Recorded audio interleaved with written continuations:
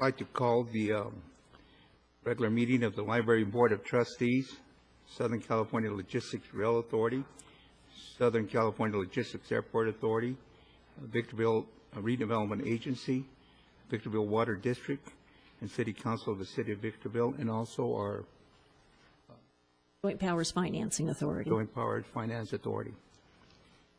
And at this time, I would like to, we'll start by having the invocation, and then that'll be followed by the Pledge of Allegiance. And the invocation will be given by Gene Selick from the Bamidbar Shel Allah. Thank you, Mr. Mayor. The headpiece is called a yarmulke, and we wear it to show that there is something above us.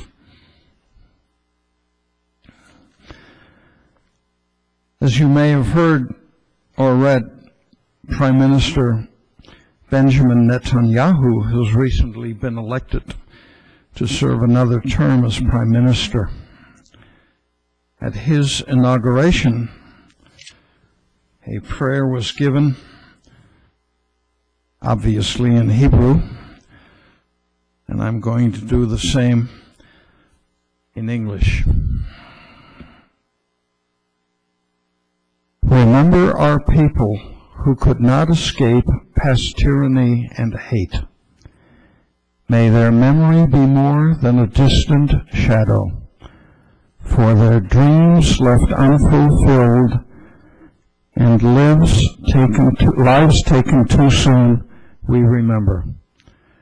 Remember our brothers and sisters who sacrificed, gave birth, and may their courage be our inspiration and our strength. For life cut short and vision unrealized, we remember.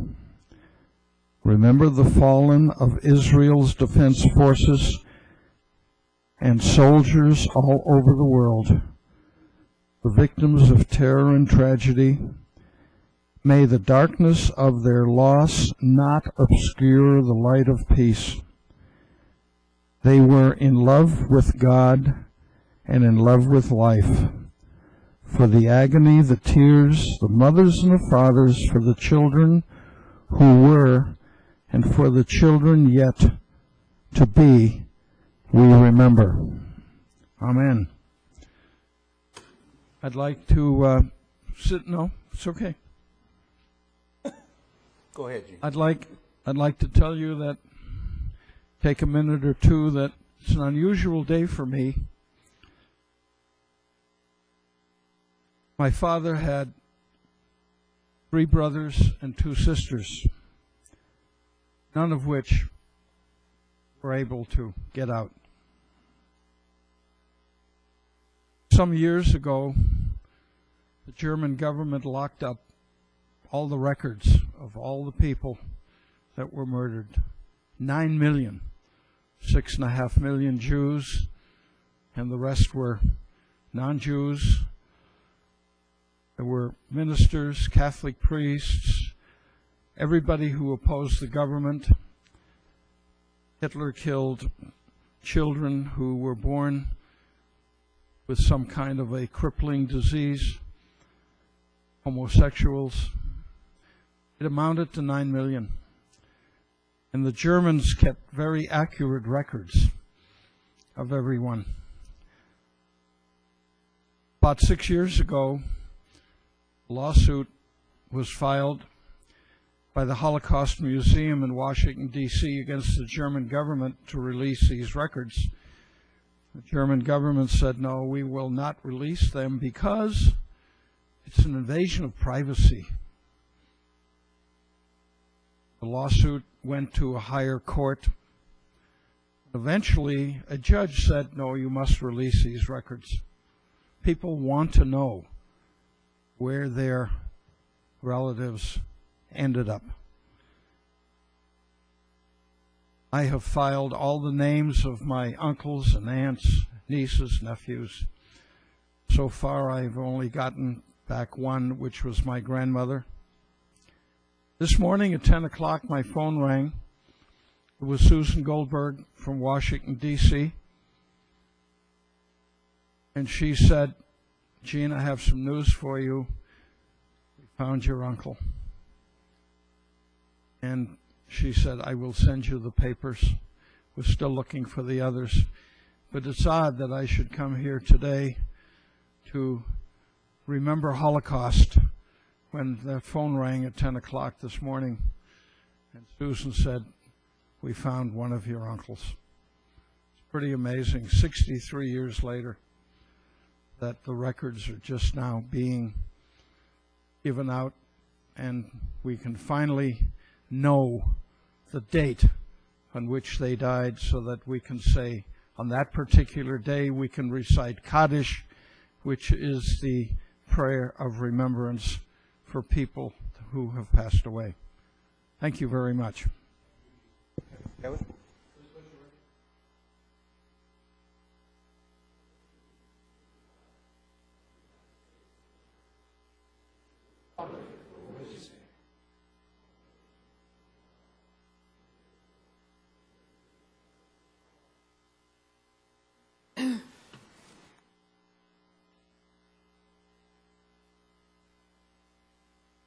We have a special presentation by the City of Victorville.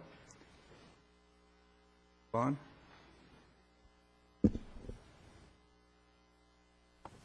Mayor Cabriales, thank you for moving this agenda item up. We have some special visitors with us here today, and I would like to present to you our first reality-based website program for the City of Victorville. The Public Information Department teamed up with our Water Department, and we have an employee from the Finance Department who's working with us.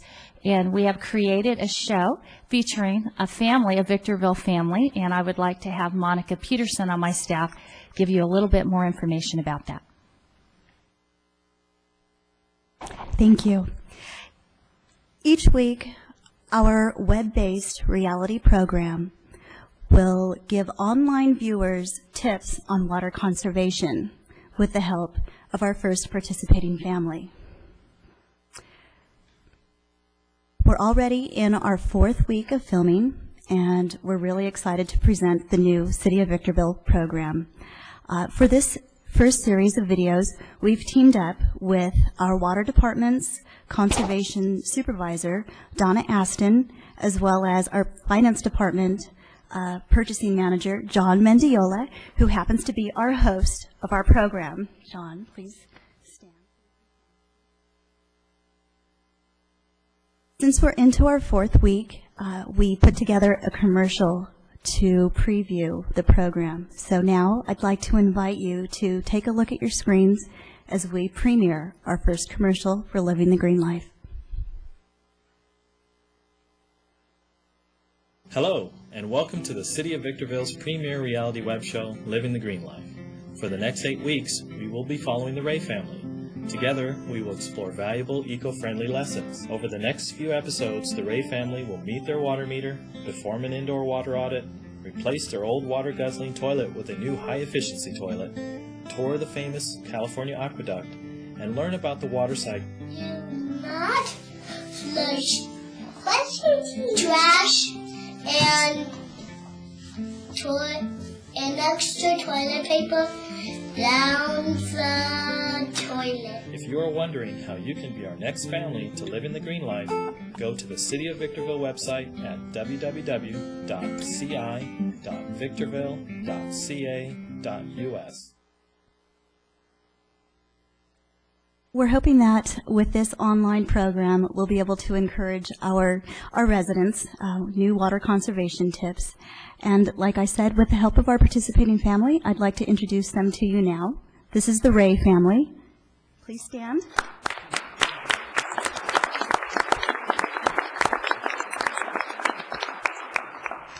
And they have graciously invited us into their lives for 8 weeks to follow them in a true reality program. So we really, really do appreciate their time. We also have teamed up with Odyssey, and we have a student. Her name is Wanda, and she is part of our editing team. I had hoped that she would be here. not sure. Well, she's not, but that's part of the co-op that we've put together between our city departments and the high school. So we're really appreciative of your support of this program. We're sure it'll be a big hit with the whole city. Thank you.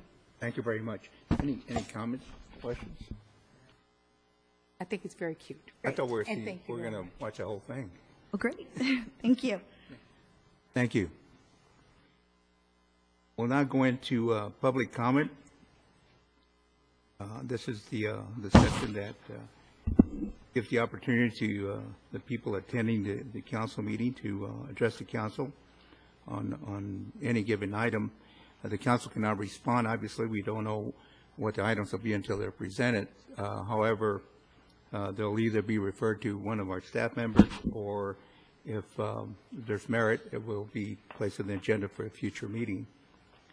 You have 3 minutes to address the council. The public comment is for all the, covers all the agencies that we're representing here tonight. So we'll now go into public comment, and I'll have Chuck Hansen. Chuck Hansen.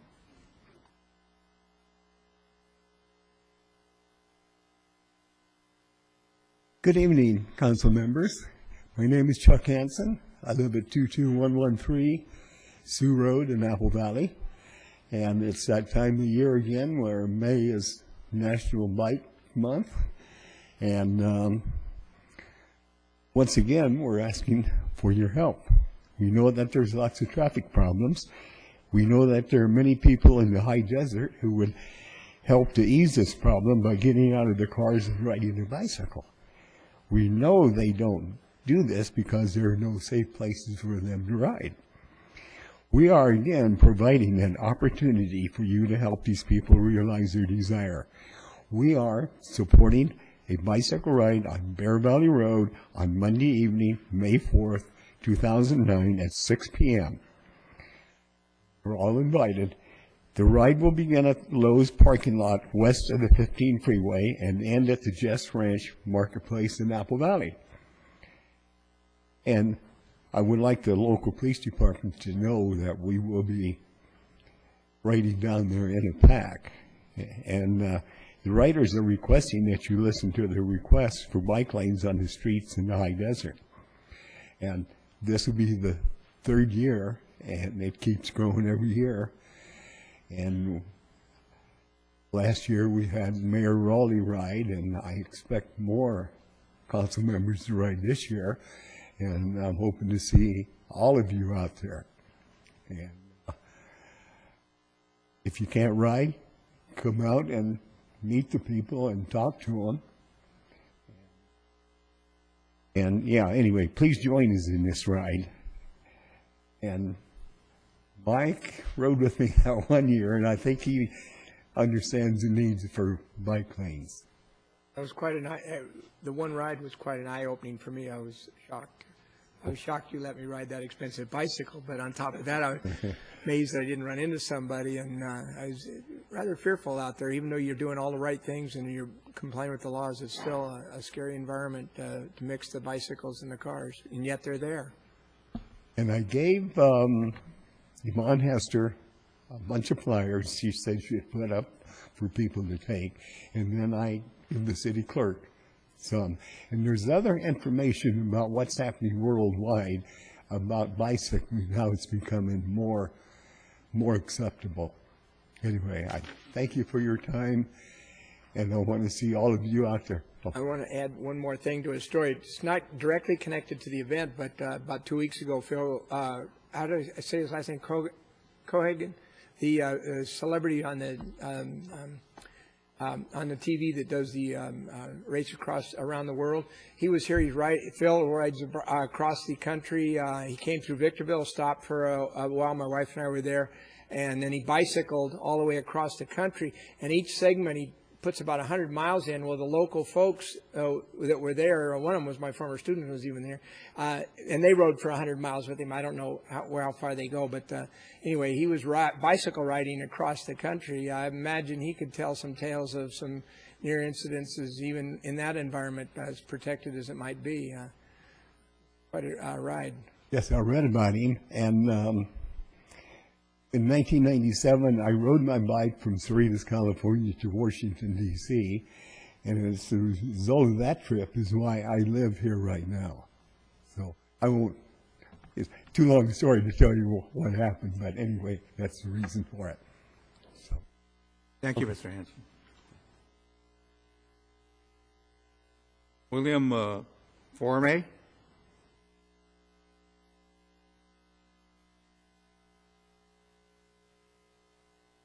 Hello, Mayor Cabriolas and council members and staff. My name is William Firmage. I live at 20984 Lone Eagle Road. I'm here to help support Chuck's bike ride.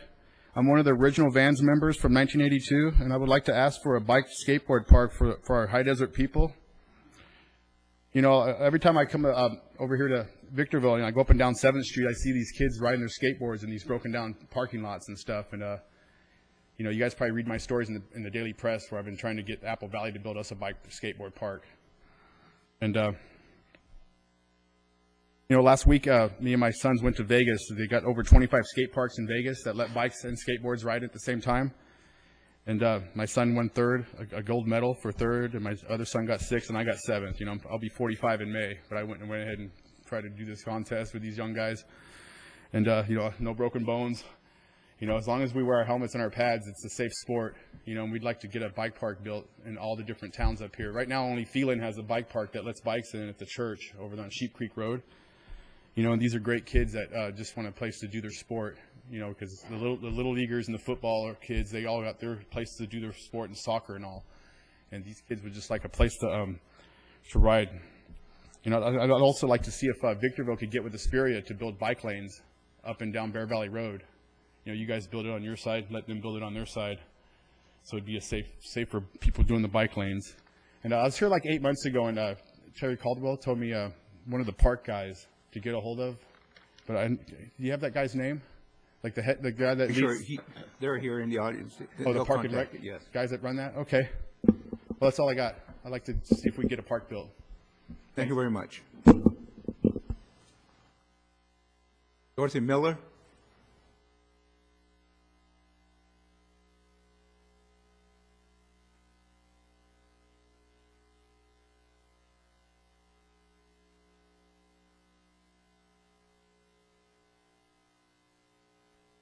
Dorothy Miller. I have quite a problem going on here. I've come up to you people many a times and mentioned about the water bills. And they're together now. The trash and the water bills are supposedly to be together. My neighbor received a bill, one for trash, one for water. They're not together. Now we're wasting money. We're wasting envelopes. We're wasting everything. And time. And we need to get this stuff straightened out. I've given Mr. Cox some information. And my trash bill happened to be 4 months behind. I never received a trash bill. I received my water bill, but I didn't get the trash bill. Now, I've been on the phone for quite a while today with different ones from the city. One's telling me that we cannot put my water and trash bill together. Then the other one tells me, no, we cannot put them together. We can, we can't. Now, I talked to Reggie out in the hall. He caught me, and he said, oh, yes, we can. We're working on that. It's all going to be taken care of. Now, is it going to be taken care of this time, or is it going to be the same thing over and over and over again? I'm tired of it. I really am. Then we got another thing. No trips, right? Oh, 7 people went back east. Now, we don't have the money to be spending to send 7 people back to do one thing. That is absolutely ridiculous. When will the 7-8 audit come out? I really would like to know. And I'd like an answer in writing when this is going to happen. I've gotten answers before from Park and Rec. The park in Sunset Ridge is going to be open by the end of March. Not happened. The fire station's supposed to be open by the end of April. Not happened. The road from Eucalyptus to 395, we don't have the money to do that. I've even gone now to Metzenfeld to see if we can't get that open for the county fire people that's going to man that station to get out to 395 to go across if there's a fire across the road, instead of going down to Bear Valley Road or out on Sycamore. There is a signal there already for the other side, but not on our side. Now, we need to get this stuff taken care of. I mean, we don't have money, but we got money to travel. Not right. Thank you. Thank you. Clifford Torkowski, Ski. Mr. Mayor, esteemed council members, I debated on whether to come to speak this evening, but recently in a newspaper article citing the closure of DesertCom, I felt urged to and compelled to make a couple of comments publicly to you. I have been, as most of you know, serving DesertCom and the City of Victorville Fire up until the changeover to San Bernardino County Fire, with all their communications needs and the 911 dispatch center in Victorville that was developed by our mayor himself when he was the fire chief.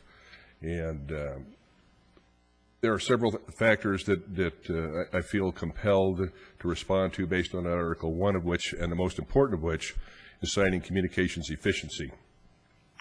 San Bernardino County is notorious for wanting to take over basically the entire county for both police and fire prevention. Their system, the radio system they're currently using, is roughly 23 years old. It is recently been their county has recently been notified that their vendor no longer supports the system. It is antiquated. When their current level of inventory of boards to repair failures of the system is at an end, there will be no future support for the county system. They'll be standing on their own. It is not a digital compliant system. It does not meet the mandate by APCO and the FCC for P25, which is interoperability by 2012. In order to do that, the county is looking at somewhere by current estimates between $45 and $50 million to do so countywide. The system that our mayor had me begin developing for the City of Victorville and the RFPA, including Apple Valley Fire, Yermo Daggett, Newberry Springs, Hesperia when they were a member of the RFPA, as well as Barstow, is a digital system. It is an enhanced digital system that in every way far exceeds the capabilities of the county system. The second aspect of this is that it is P25 compliant. Former Chief Becker 4 years ago embarked on a plan and gave me specific direction to upgrade the system to digital P25 capability so that the city and all the cities actually in the RPA would be compliant by 2012 for P25. Further, Apple Valley Fire, Barstow Fire, and Victorville Fire, all the recent purchases of radios in the last 2 years have been mandated at P25. So all of those portables and mobile radios were already compliant with the 2012 mandate. My concern for the City of Victorville and Apple Valley with the closure of DesertCom and the comm center taking it over out of Rialto is twofold. Number one, if we ever have a serious catastrophe, communications is going to go down on the microwave network from San Bernardino County. We will be an isolated entity with no dispatch services on the radio whatsoever. The restoration process average would be 24 to 48 hours to get the system back up and running in case of catastrophic failure. Can the City of Victorville survive 24 to 48 hours with immediate response on 911 calls? It's my opinion it cannot. We do not have plans for a regional dispatch center currently in the high desert. I know there's been discussion at the fire level and with ISD in San Bernardino County, but with the closure of DesertCom, excuse me, with the decision of the closure of DesertCom, all dispatch services for the high desert are now going to be coming from Rialto. We have no control over our public safety, zero. We have no control over our paramedic response or our fire suppression or fire response with this action. I thought that you, as the council members, should know this. It concerns me as a citizen of the community, and I'm concerned for every other citizen out there, young and old alike. Thank you very much. Thank you. We'll now go into the agendas. And the first is we have the Library Board of Trustees agenda. Revisions to the agenda. No revisions. Consent calendar. Second.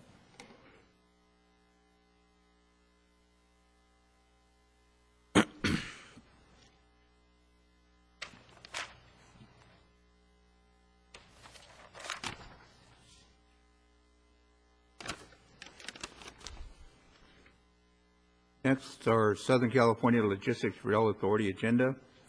Revisions to the agenda. No revisions. Consent calendar. For approval.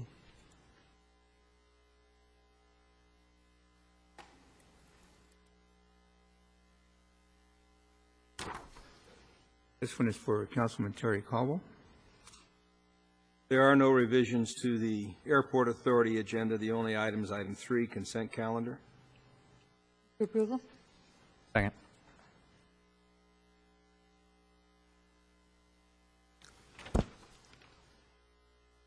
Victorville Redevelopment Agency. Revisions to the agenda. No revisions. Consent calendar. Move for approval. Second.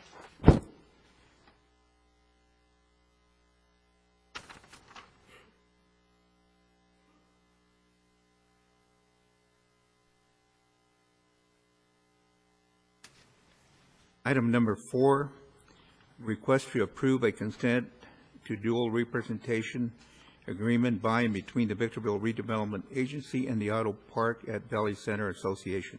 Move approval.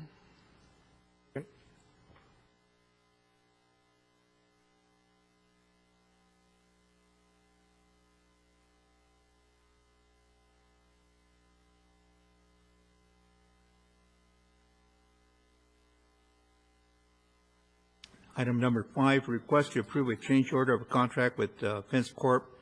Incorporation for the SCLA Security Upgrade Project Phase 1 in the amount of $2,006,022 and 75 cents. May I ask one question, please, on this one? Change order, is that an increase? Already have?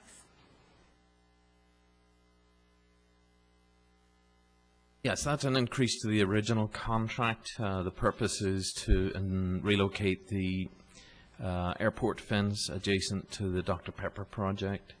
So we're actually saving money by adding it onto the existing contract rather than going out with an independent contract to do that work. Thank you. Is there a motion? So moved.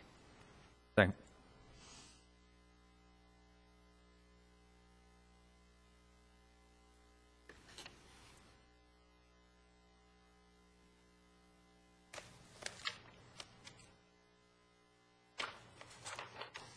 Item number 6, request to approve the second amendment to the Dr. Pepper Owner Participation Agreement, OPA, the American Bottling Company. Approval. Second.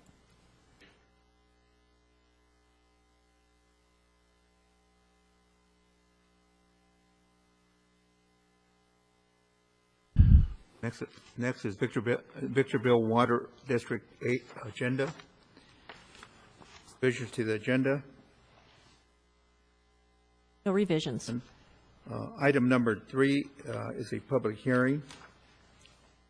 A request to adopt resolution number VWD-09-001 entitled Resolution of the Board of Directors of the Victorville Water District approving a lease agreement, an indenture of trust, an installment sale agreement, and a private placement memorandum in conjunction with the issuance by the Victorville Joint Powers Financing Authority of its waste water revenue notes, 2009 series taxable, and approving the taking of certain other actions in connection therewith.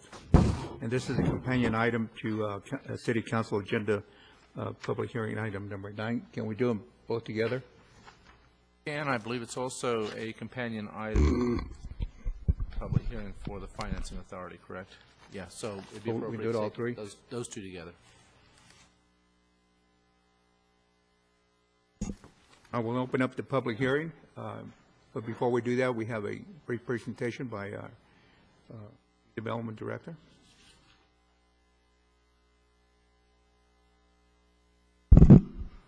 Mr. Mayor and members of the council, this item is placed on the agenda to further an action previously undertaken by the Water District, the City Council, and even the Redevelopment Agency with respect to the overall infrastructure funding program for SCLA. And very generally what that infrastructure funding program outlined in February was a funding plan for infrastructure that is not only public streets and roads, curbs and gutters related to the Dr. Pepper project, but also related to the wastewater treatment facility. That was probably the largest component of the entire funding program. And then have also included reclaimed water related improvements. This item before you, both this item and the companion item on the City Council agenda, and then it also is related to the action that's being sought under the Joint Powers Financing Authority agenda, are related, and I'll try to make this presentation applicable to the action of the Joint Powers Finance Authority as well. But very generally, this item before you furthers that funding plan. I did prepare a memorandum. Unfortunately, I think it just got out today. It was supposed to have got out to you yesterday that kind of outlines a slight change in the capital structure to which we had included as a part of the overall funding program that you approved in February. But we actually believe this capital structure is better than the capital structure that was outlined previously. Altogether, it's still raising the same amount of money, but very generally, what we did change was the issuer.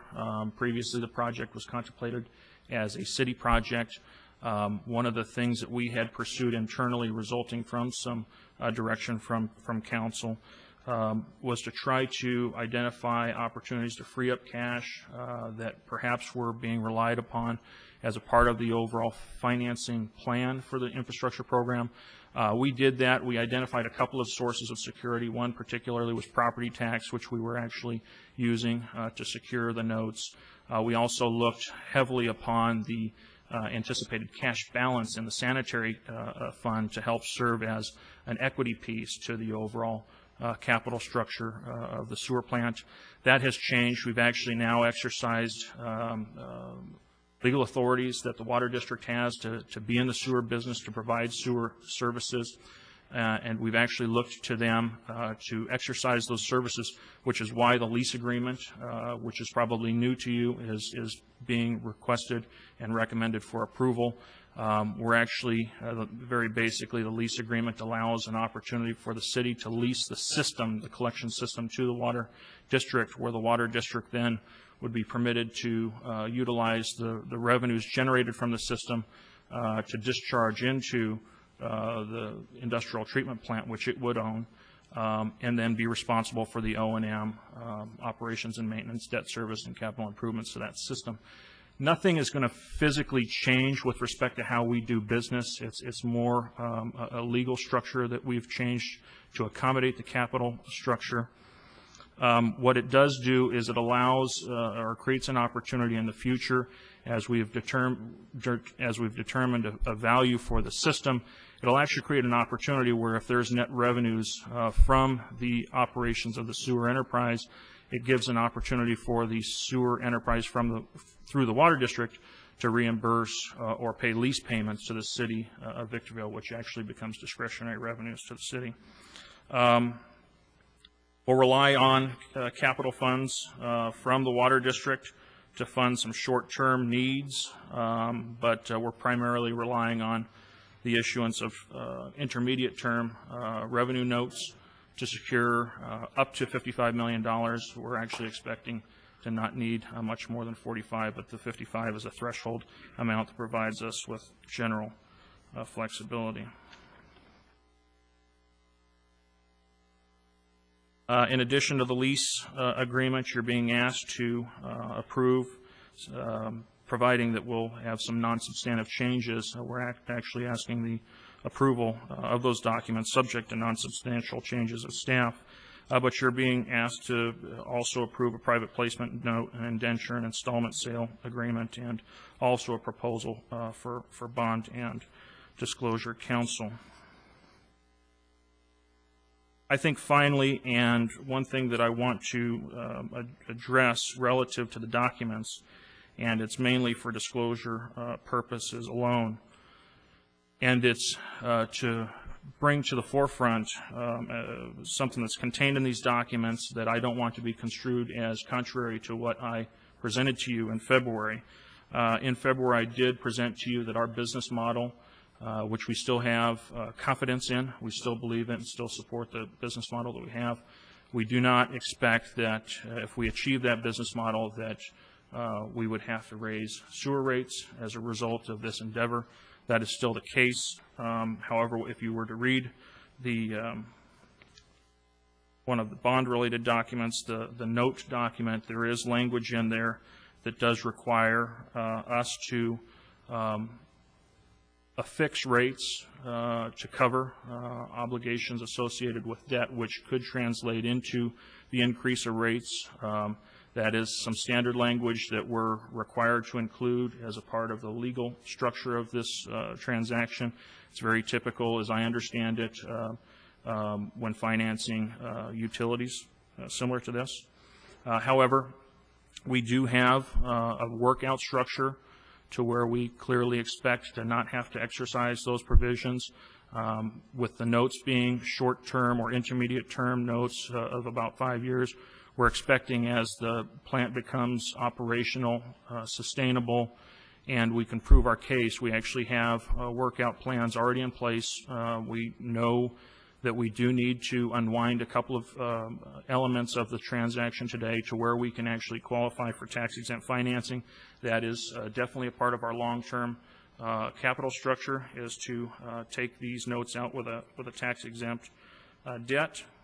And we're also expecting that over time, especially as VBWA increases its rates, we will be the beneficiary of being able to pass those similar rates through, and of course that would help our revenue model. Helping the revenue model, of course, helps justify the ability to take out a greater debt service. So with that, I wanted to bring that to your attention so that you didn't think that I was saying something or asking you to approve something here today that was contrary to what we maintained in February. With that, I think that generally outlines the structure and the context to the agreements to which we're asking you to approve. We have a number of people in the audience that have been a part of this transaction. The department heads particularly are available to answer any questions. We also have members from our bond counsel, Fulbright and Jaworski, in attendance, and Jeff Kinsel, Janice Williams from our underwriter's office. Staff's available for any questions you might have. Any questions or comments from the council?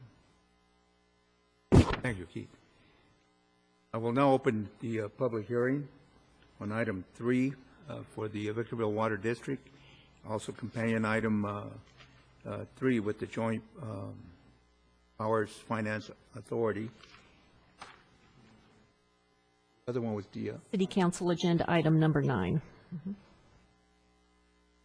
Those wishing to speak on behalf or against the resolution BWD 09001, you come to the podium, please. Anyone wishing to speak for? Speak against? I will now close the public hearing and entertain a motion. I would move approval of item 3, resolution VWD 09001, resolution under the Joint Powers Financing Authority in item 3, 09-001, and the companion item on the City Council agenda, item 9. And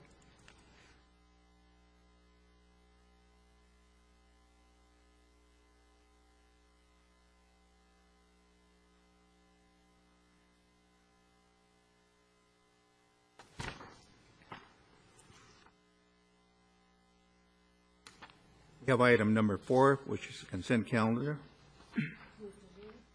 Second.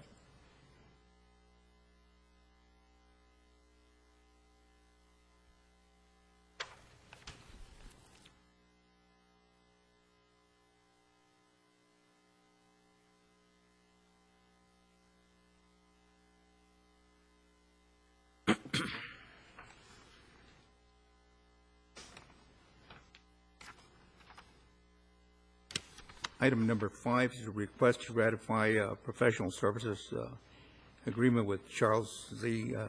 Fedak and Company in the amount of $80,000 for auditing services for Victorville Water District for the 2008 fiscal year. I understand that it was 40 and it was increased because of additional problems that they had to go through. Reggie, do you want to speak to that? You want me to handle that? Okay. The original estimate of 40 was, they, I believe, met with us the day of the last council meeting, and they just got the information. They then got additional information and to get their arms around the total scope of the project, and that's this is a more refined number, and they're on schedule. We'll probably present the audit to you at the next council meeting on the 21st. Thank you. For approval? Second.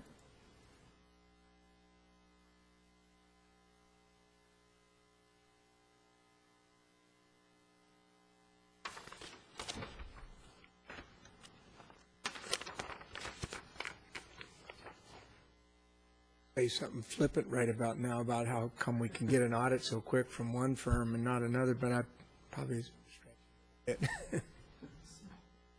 Next is the Victorville Joint Power Financing Authority revisions to the agenda. Yes, Mayor Cabriales, on City Council agenda items number 5 through 8, they are public hearing items. They do need to be continued to the May 5th meeting, so it would be appropriate to open the public hearing and take any testimony on those and then continue.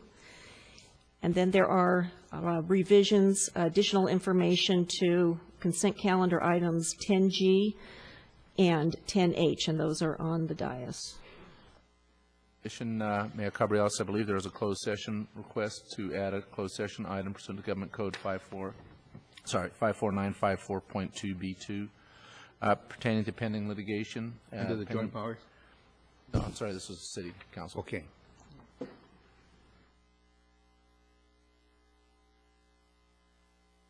Now going to the City of Victorville City Council agenda. Revision to the agenda. Yes, just the items 5 through 8 and the consent calendar items that have additional information. If you wanted to add the closed session item for the City Council, this would be the time to do it. It'd be, it's related to pending and threatened litigation pursuant to Government Code 54956.9B2. I'm informed from discussions with the City Manager that there's a concern over information he received late Thursday after the posting of the agenda that could essentially subject the city to litigation. There is an immediate need to address the issue, and so upon a finding and a vote by the council, we could add it pursuant to Government Code 54954.2B2. I'll move the special findings. Second. We'll have to do a voice vote on this one because it was not agendized. Just Is there a motion by Mr. Caldwell? Yes.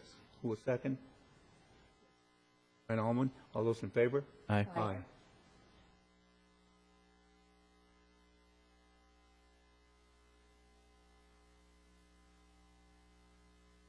Next is item number 3, which is an appeal hearing.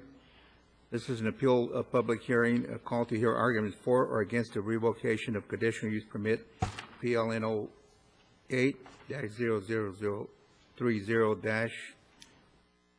Hollywood Entertainment, Billy Smith, is set forth in the following. And before we go into that, we'd like to have a briefing, a short briefing by our Mr. Webb. Yes. Good evening, Mr. Mayor, council members. As you stated, the item before you is an appeal hearing, and the appellant is Billy Smith, operator of Hollywood Entertainment. At the regular scheduled meeting of February 11, 2009, the Planning Commission by unanimous vote approved a resolution revoking the conditional use permit due to a violation of the conditions of approval, which had allowed for alcohol sales at 15378 Ramona Avenue. The basis for that revocation was for nonconformance with the approved conditions of approval, nonconformance with the Type 42 license issued by the Department of Alcoholic Beverage Control, nonconformance with Title 18 Sign and Landscape Standards, and nonconformance with Section 1302 of the Municipal Code, nuisances. The last two are minor infractions, basically, as is detailed in our staff report, along with the attached police report of incidents prior to this evening. There were activities there that included, and the primary basis for this was selling alcohol to minors, and in this case, minors, anyone under the age of 21, ABC considers minors. There were 17-year-olds that admitted to have been in the establishment once the police arrived, and there were some injuries at the establishment, in the parking lot, et cetera, as detailed again in the report. So the revocation is not for the incident itself. Whether or not the incident could have been prevented or was the fault of the applicant is not the issue, but instead the fact that they had violated the conditions of approval and the ABC license by selling alcohol to minors and having minors within the establishment, at the very least having minors within the establishment, according to the allegations. And that concludes the staff report. I'm available for any questions, as is Detective Weebold with the police department.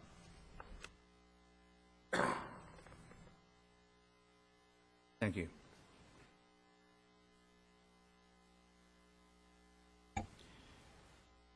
I have to call a public hearing. Correct. This is an appeal hearing, and give the appellant the opportunity to be heard. I will now open the public hearing and appeal public hearing to hear the arguments for or against the revocation of conditional use permit PLN 08-0030. Those wishing to speak on behalf, please come to the podium.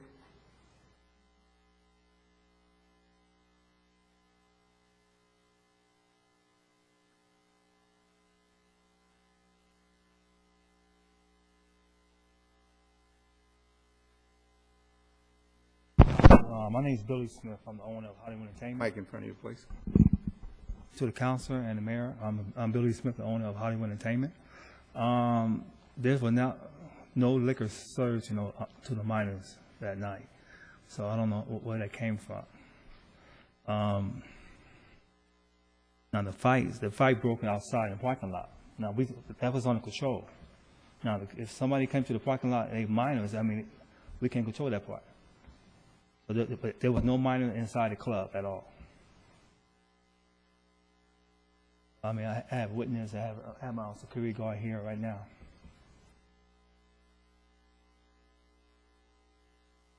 Weeper said that but I don't see the kids here. The kids here right now? So they was in the club?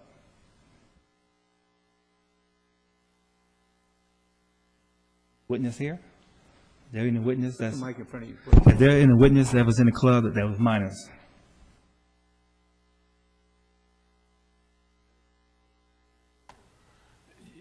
An appeal hearing, he can provide testimony with respect to his appeal and support of his appeal. If he's got other evidence that he wants to submit, that would be appropriate. Evidence saying there was kids in the minor. They was in the club. I don't know what kids was in the club that was minor. If the officer said that it was minor inside the club, he should have their name and they should be here in the court right now. Were you cited by the alcohol beverage control? Was I cited? No.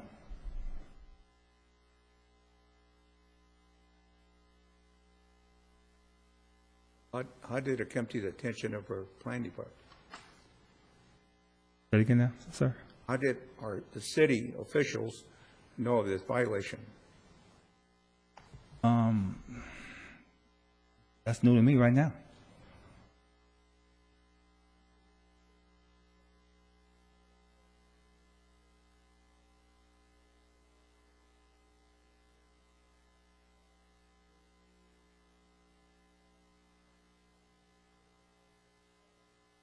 Mr. Schmidt's brother, when alcohol was sold to minors, there was no sold to minors, there was just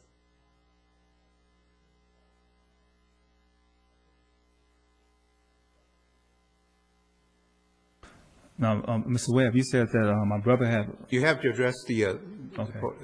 council here. Okay. Yes. he said that there was minor before operated at the club. When was that? Said when your brother operated. My brother never got citation for no minor inside the club. Well, I'd like to hear from the detective if that's all right. Yes. Are you through with your testimony? Yeah. And I brought some witness here too. Thank you. Detective here?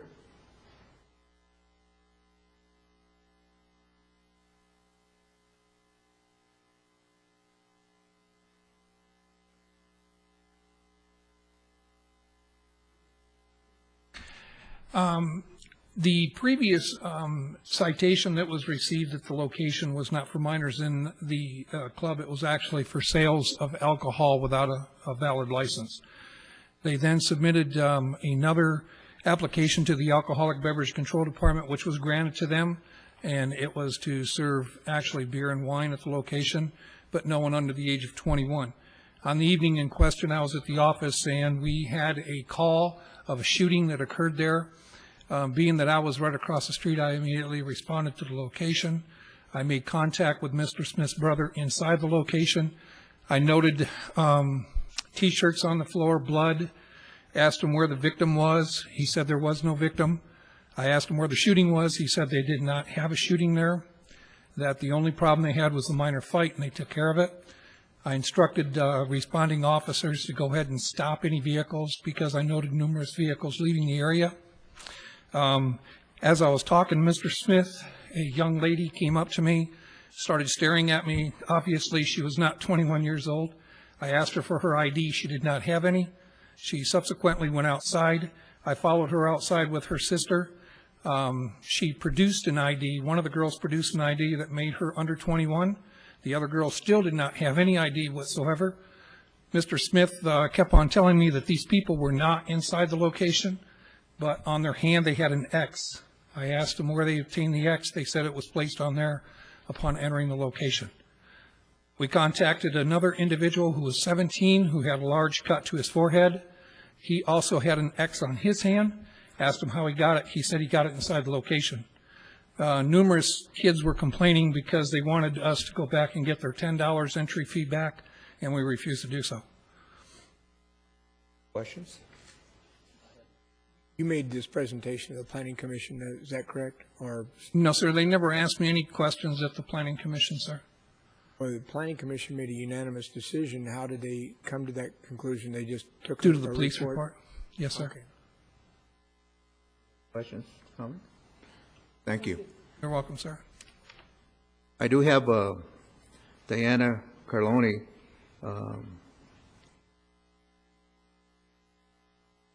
Attorney at law. Good evening, Mr. Mayor, members of the council. I'm Diana Carloni. I am a local attorney. I represent Jerry Burns and Lila Burns, who are the owners of the property at 15378 Ramona Avenue, Victorville, which is the establishment to which this CUP hearing attaches.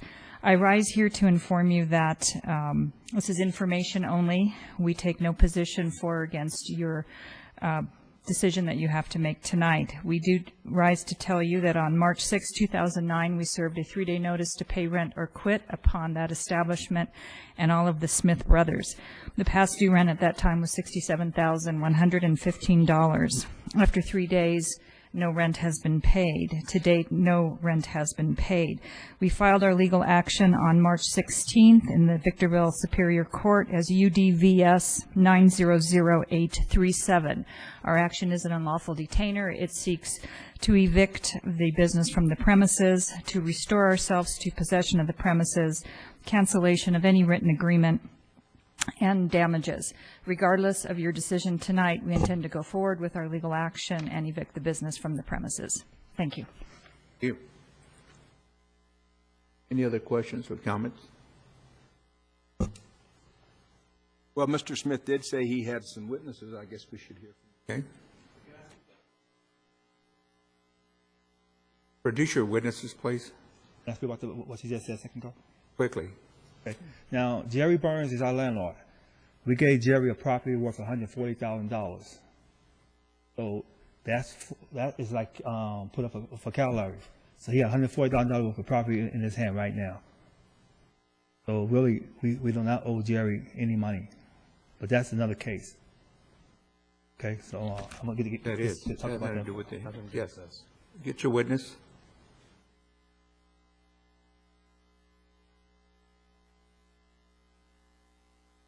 Do you have a witness?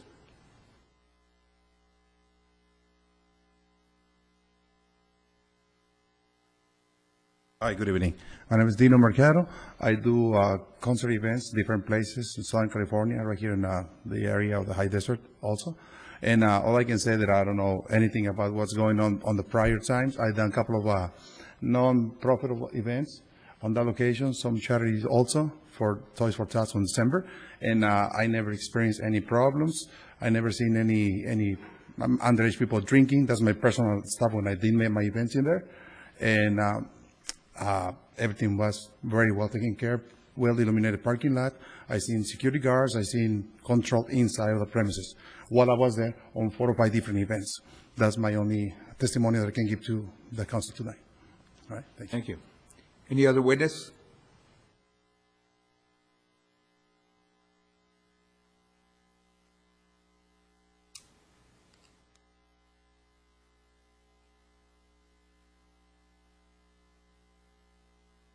Good afternoon. My name is Jesse. I own a corporation of security officers, and basically I was hired by Hollywood Entertainment to keep the peace and take control over that situation as far as minors coming in and out of the premises. And I'm here to let you guys know that I'm working hand in hand with law enforcement to make sure that everything goes well. What's the name of the security company? Advanced Security Agency. Any questions? Were you there on the night of the incident that Detective Weevil just testified about? No, sir. Are you the one that stands at the door and checks IDs as they come in? We have several trained security guards with the guard licenses that are trained to do that, yes. Your firm does that?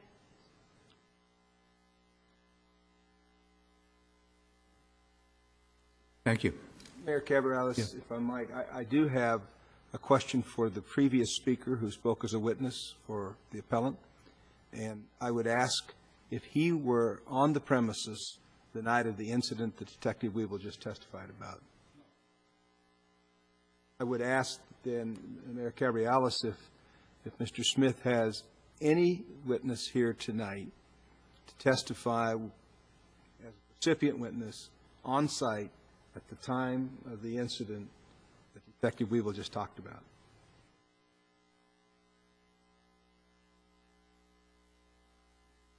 I had no witness because no incident took place that night. Now, we would say he had witness. Now, he's the one should have his witness here because nothing took place that night. Well, Mr. Smith, have you read the officer's incident report from that evening? Have I read it? No, I haven't. I haven't even seen it.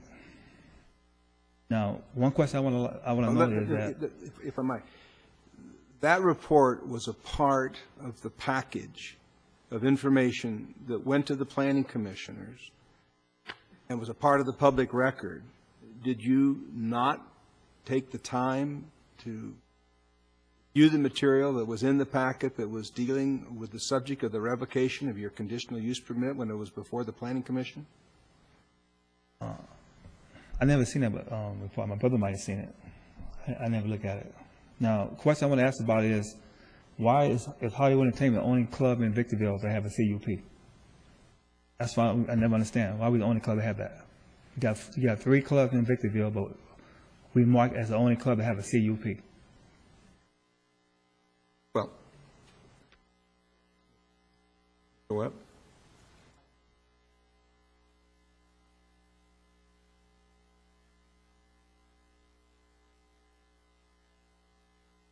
As Director of Development, I have the authority to make a finding of public convenience or necessity when alcoholic sales are involved, and I decided not to, and there is a section of the code that says I can defer it to the Planning Commission if I see that there is cause.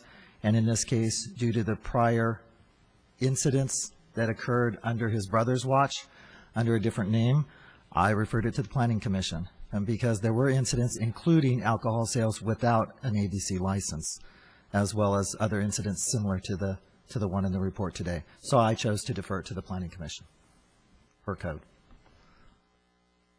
Thank you. Excuse me a second, but the CUP was coming to us before all the incident ever happened. You know, we can judge by what happened 5 years ago before we even came up here. Regardless, you were operating under the same CUP, if I'm correct, if I hear it correct. So, do you have any other witnesses that were there on the night of the incident? No, I don't know what nothing took place. Thank you.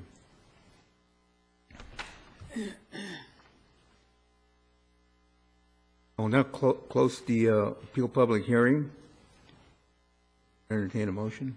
I'd move adoption of proposed resolution 09-009, which would deny the appeal of the revocation and uphold the previous action of the Planning Commission.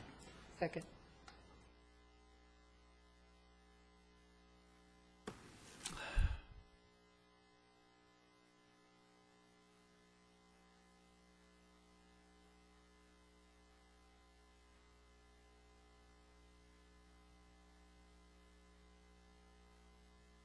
We have public hearings. Item number 4, a public hearing called to hear arguments for or against approving amendment PLN 09-0003 with the introduction of ordinance number 2236 entitled An Ordinance of the City of Victorville approving amendment PLN 09-0003, various amendments of the Victorville Municipal Code to Title 18 Zoning City of Victorville.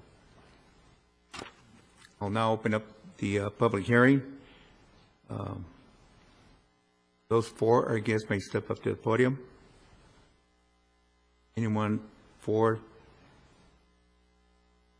item number 4 or against?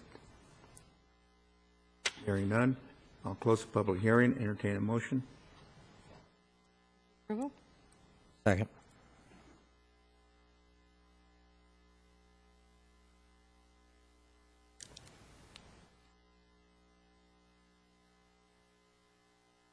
We have a request to continue of 5, 6, 7, and 8, but we'll go ahead and open up the public hearings.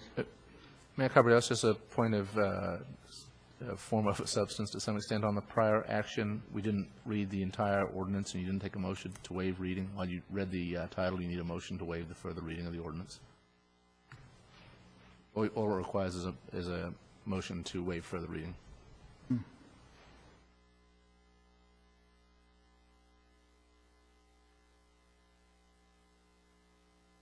Is there a motion to waive further reading of the ordinance? Also move. Second.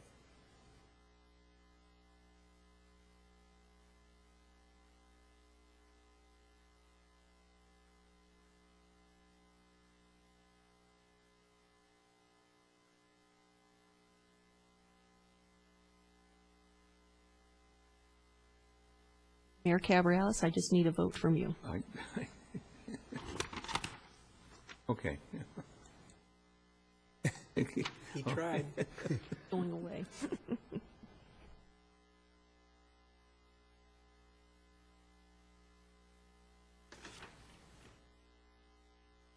Am I understand correct that 5, 6, 7, and 8 will be continued, but we'll go ahead and open up public hearing first? That's correct. Item number 5, a public hearing called to hear arguments for or against the adoption of the final mitigated negative declaration for the SCLA Northern Reclaimed Water Line. I'll open up the public hearing. Mayor, you could open up the public hearing on all 1, 2, 3, 4 items simultaneously if you like. Is it 5 through and including items 8? I'll open up the public hearing to include items 5 through 8. Those for or against may step up to the podium. Hearing none, I'll close the public hearing. Not close it, but Not close it, just continue it to Continue it, the meeting of, May 5th. May 5th, okay. Item number 9, request to adopt resolution number 09015. We did that one. Okay, oh, I'll get it. Consent calendar, Move for approval. Second.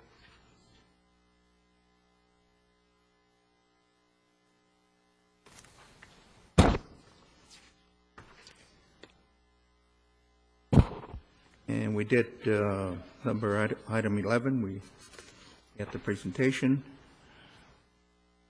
Item number 12 is a request to consider adoption of CP-09-01, thus temporarily deferring development impact fees, DIB, for industrial, commercial, and multifamily development projects until prior to final inspection, in accordance with the guidelines listed of the staff report. Mr. Webb.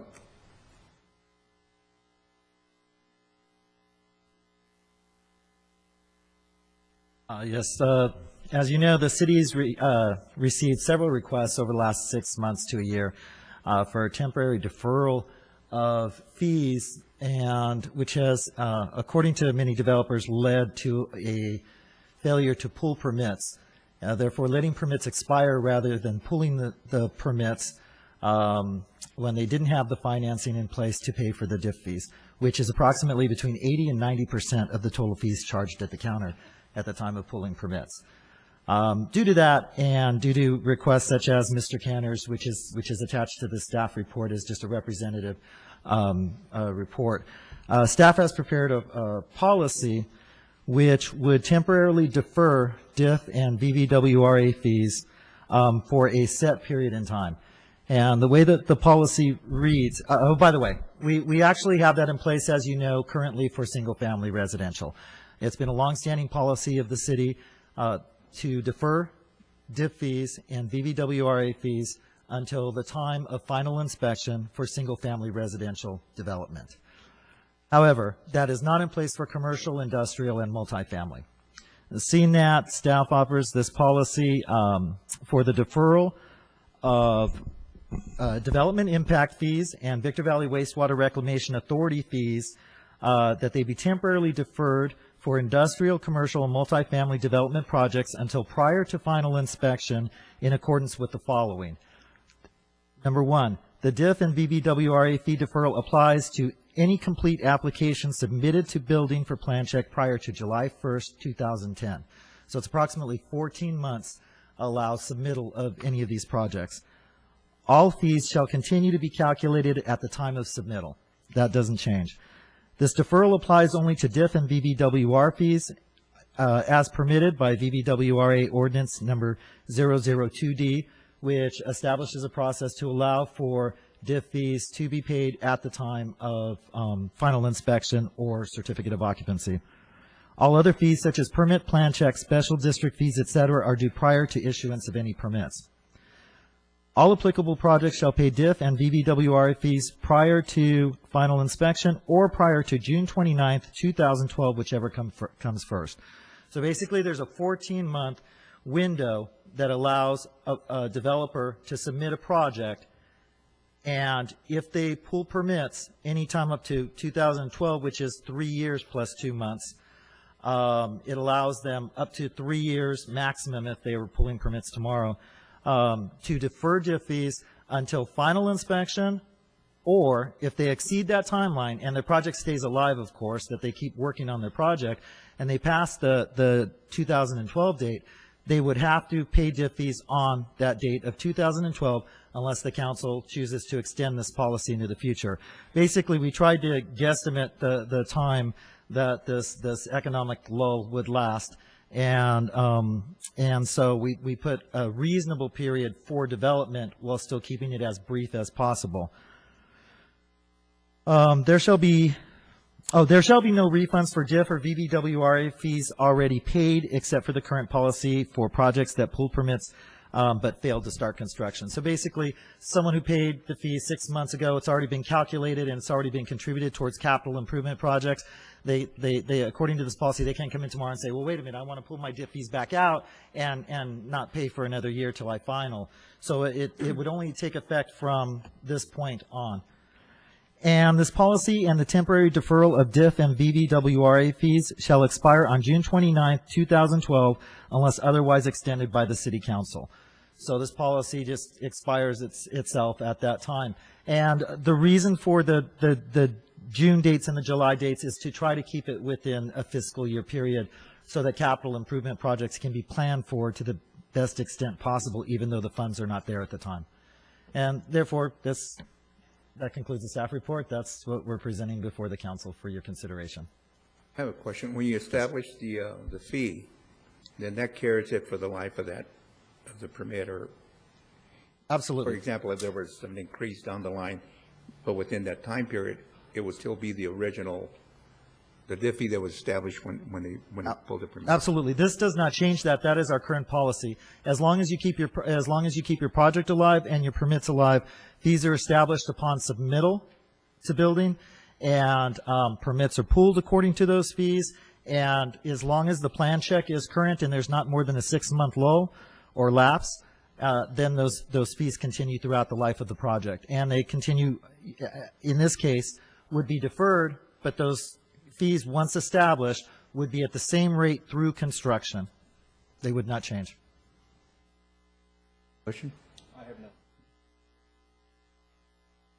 You're to be commended for coming up with this idea. I think it's important in economic times like this for all of us to think of ways to help out. And I'm just sorry for the one individual that he pulled his permit last week. We tried. And it was due to concerns of the council, obviously, that the issue was raised, and we appreciate it.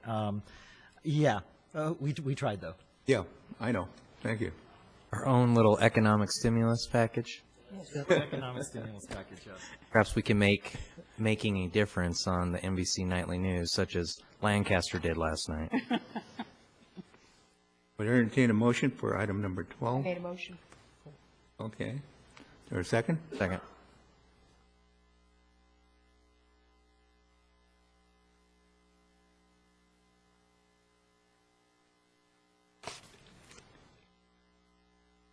Where'd my vote go?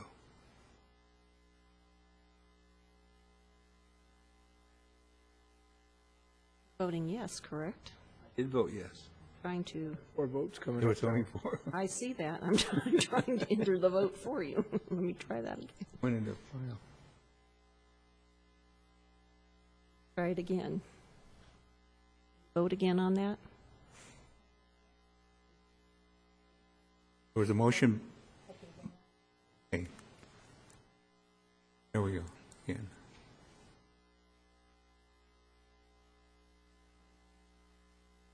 Okay. Vote twice.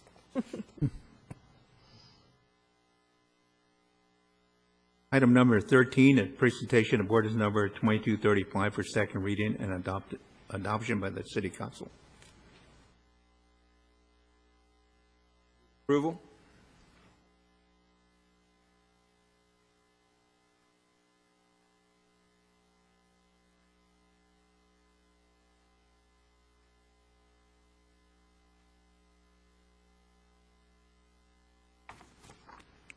Number 14, request to approve a partnership agreement and appoint a liaison to assist with the census count.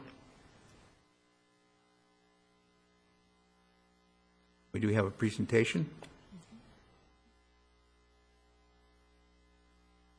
Good evening. My name is Anna Hernandez, and I'm a partnership specialist with the Census Bureau. And the reason why I'm here tonight is to let the city know what the census is doing. Census 2010 is the national count of the population of the United States, and the information that we collect is very important. We do it for 2 reasons. It's for political representation and also for federal funding. The data that we collect is used for redistricting, and especially in a community in a city like Victorville that had the fastest growing city, second fastest growing city in the United States. The numbers are going to really make a difference. Also, the problem that we're having is that we're going to do the count, but we want to make sure that we get a complete and accurate count. So the Census Bureau has put together the partnership department, which is the department that I am a part of, and we are what's considered an awareness campaign. So the term partnership specialist refers to going out into the community and getting partners to partner with us.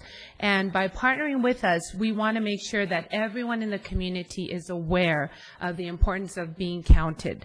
A lot of people don't really understand, and what I mean by people, I mean the community. I'm not talking about the cities, businesses, schools. Everybody pretty much understands that, but the community at large is not very educated on the importance of the census. I've been doing this for a few months now. When I talk to people, a lot of people don't know what the census is. So, because of that, we have a really big job ahead of us. The city of Victorville in 2000 had a 62% response rate. I don't know what the national average was, but the San Bernardino County average was 68%. So we came up a little bit short. I say we because I live here in Victorville. So it's important to me that we get a good count here as well. 62% is very low. Now what that means is that 62% of the households responded. So the difference, we don't know how many people we missed because those households, they have varying amount of people that live there. So we don't know how many people we missed. That means money that did not come into the city. So that is a very important job that we have to make sure that we get counted. So we need the support of the city. So what the Census Bureau has done is they have developed an idea that's called the Complete Count Committee, and it is designed to be overseen by the mayor. And therefore, because I cannot be the voice of the census to the community, it has to come from the leadership. Because people, if I'm a government employee, they're going to think I have a hidden agenda, and that's not true, but people don't trust the government. I've been working with the census for a few years, and I have had doors slammed in my face because of people's lack of understanding. So I understand that, I do. But the message that we need the help to convey is that it's safe. It's confidential. Everyone's information is confidential. We don't share any of our information with any other agency. No IRS, no tax, nothing. Nobody. Not even the President of the United States has access to our data. Did you know that? Nobody has access to our data. So that's important that we want the community to understand. Also, how simple it is. We have the shortest questionnaire in census history. Everyone is going to be getting the short form, up to 10 questions, 10 minutes, and the data that we get is going to be for 10 years. So very, very important, simple.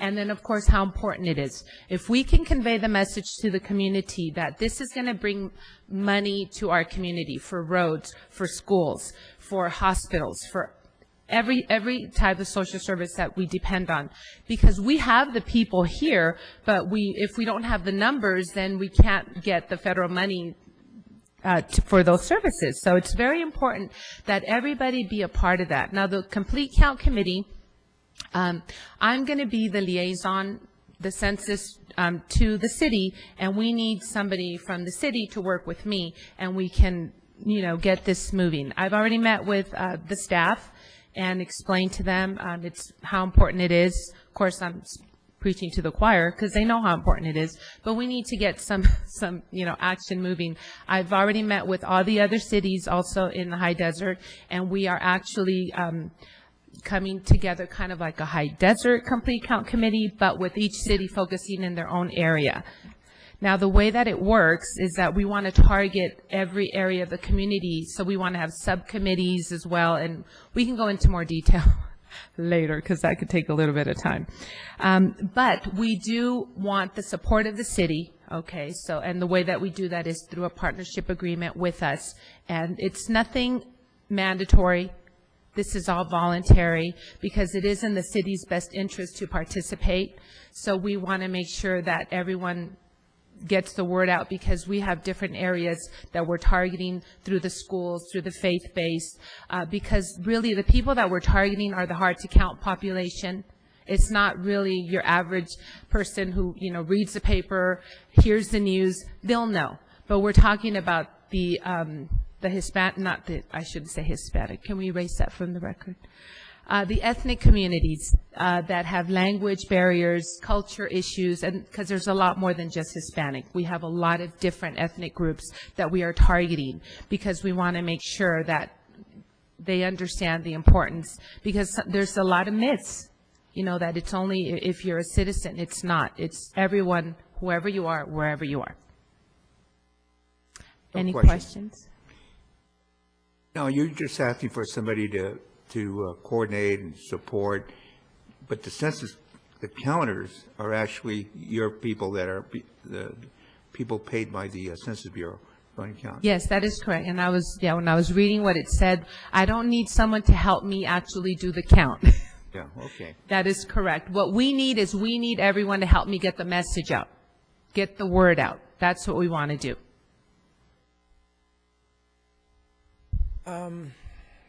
Might seem like a stupid question, but just based on the national news, is Acorn as an organization, do they participate in this census?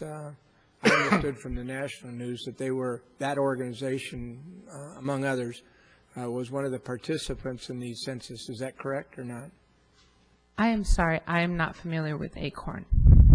Okay. Let me ask a different question. To what level are you asking staff to participate? You said it was voluntary, and I agree with you, by the way. I doubt whether you'll find one elected official in the entire state of California that would disagree that the census is extremely important and needs to be done and pursued, and any validity that we can put on top of that, the local officials obviously carry a bit more standing maybe than people distant. So if we stand up and say, hey, you need to really participate, it's not going to hurt you. All that type of communication is good.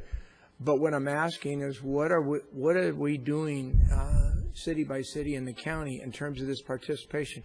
What is it of the taxpayers' resources that we're putting at your disposal? I mean, I'm not quite clear on what you're asking of us. Well, it's nothing that is going to be the same for every city because each community is different. But for example, one of the things that we are already doing in Victorville is that the Hispanic Chamber of Commerce has offered us a booth at the Cinco de Mayo Festival so that we can have a presence there, so we can interact with the community and give out flyers and give out little giveaways that, we want to put the word out already so people can start asking. That's one thing. So it's very easy for us to jump on board to activities that are already in place in the city to just have, and we do that. You just invite me and we bring the staff. Okay, so we man all these events. So that's one thing that you can do. The other thing that you can do is that we're kind of planning to do is when we get all the cities, together, is to kind of do a little infomercial that all the elected officials are giving their support, their endorsement, that we can air on all the local channels so that the community can hear it from the leaders, do a big press release of the mayors coming together to create that little, put the seed out there that the census is coming so people can start talking about it and asking questions. Because there's a lot of questions. Who gets my information? What do you want it for? What are you going to ask me? Why do you want it? What if I don't do it? These are the questions that we want to answer the community. So we're going to the faith-based organizations so that the churches can help us also communicate with the congregations. The schools are going to be very important. We're already meeting with all the superintendents to go into the schools so that we can do curriculum with the students and therefore get the parent take-home information. And there is one thing I do want to tell you today is that we do have an operation that is happening right now in the city of Victorville, which is the address canvassing. And what that is that we have census workers out on the field right now, and they're verifying addresses. And so if you get any calls from people saying that there's people out there with little computers, what are they doing? They're walking around my neighborhood, and they are, in some occasions, they are knocking on people's doors, not to get information, but just to find out, are there any other living quarters at your address? because we need to verify the addresses before. This is going to be a mail out, mail back form. So they're already out there now, and I did have a call today asking me if I knew anything about that, and yes, I do. I already called the Daily Press, sent them the press release so that they can get that also, so people know that we are already out there on the field with IDs, bags, etc. And I have literature that I'm going to leave here, with you, for you, so that you can review all this information. And my card, so you can call me with any questions. Just a tad more, bear with me here, because you seem to be the regional coordinator of this thing. I'm assuming that you're going to contact all 3 chambers, at least in Victorville, and there's other chambers. You mentioned the churches. There's an association of ministers, I believe, that pastors, that you might be able to collectively communicate with them, making sure you don't miss any of them. Some of the churches are more predominantly ethnic one way than another. And also your social, your Kiwanis, Optimists, you go down the list of those, is another area where, if just for a postcard at least, you could probably get their attention. And I mean, all those things would give me a lot more comfort that you're touching all the way across the community and not any selected areas, inadvertently or otherwise. So I'm hoping that that's part of your approach here. And yes, and that's why I need a little bit of help, because there's a lot of people I need to contact, and if you can point me into the direction of where I go. I've already received a lot of very good contacts. I've met with the High Desert Resource Network, which is a large group of nonprofits that come together. So I've done that. I've met with all the chambers. So it's just a matter of, getting on the agenda. So I'm definitely working, but with help of getting, names and pointing me in the right direction, that will help. And one of the things that I had spoken about with Yvonne was compiling that list of leaders or people that, have contact with the community and inviting everybody together. And that's the whole point of the committee, is coming together and brainstorming of, what can we do? Where's our challenges? How can we do this? And coming together, because if everybody has input, then we're going to do much better than just one person. There is a request to approve the partnership, and I think it's something that we need to do and want to do. It's very important that the population in the city of Victorville be counted, because you mentioned the funding and also the representation right from the numbers. So yeah, I'm learning a lot as working with the decennial. Speaking with I met with the staff of our first district supervisor, and they were explaining to me how they divide the districts, and it's all based on population. So this census is going to be a big change in redistricting, not just in our county, but throughout the United States. There's going to be a lot of changes because of our census data, and we want it to be as accurate as possible. 62%, we have to do much better than that. We have to do that, and it's going to take everybody. We want to start from the top, bring it down to neighbor to neighbor, to where everyone's going to be aware and tell everybody. Tell your neighbor. Tell a friend. thank you. I thank you for your time. Entertain a motion to approve the partnership.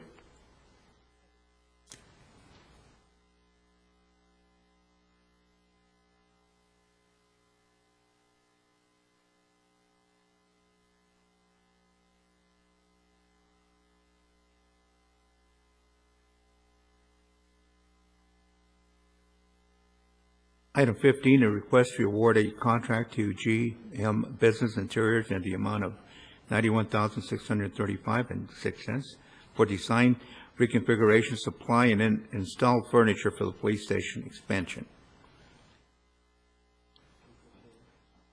Second. I have a question before we vote. Question to staff. Where is GM Business Interiors located?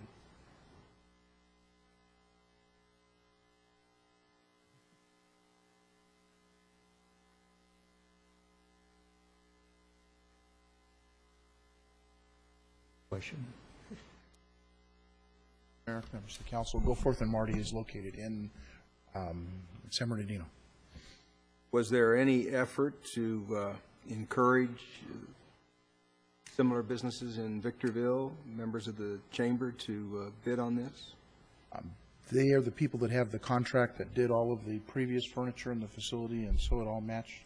I don't know how the buying process worked. I just know it's underway. This goes through our contract.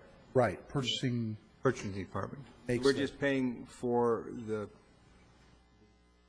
furniture and fixtures that Sheriff's Department determined that it was needed. Yes, sir. Bid process. No, this is just the expansion into the offices and the expansion of the locker room. They want to match the furniture that they put in there originally when they moved in, as well as this is already a state-approved process that they've gone through and been approved by the state and the county to be on the purchasing list. So it's one that they don't have to go out to bid. The prices are already set, and GSA, Government Services Agreement. So, and the main thing was the fact that they had already furnished the existing police station, and this was just for the expansion, so that everything would be the same: parts, color, size, everything would all be interchangeable. Any other question? Okay, we do have a motion and a second.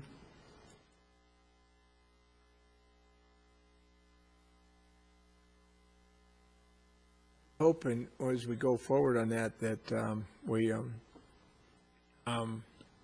make real big efforts to make sure that our purchases are local. Obviously, this is a significant purchase that you can spread around in a much larger area and get a benefit of very much of size. But as we go through and do these things, the first touch point, I've forgotten to Mr. Caldwell, reminded us kind of a little bit, to always be shopping around local if we can.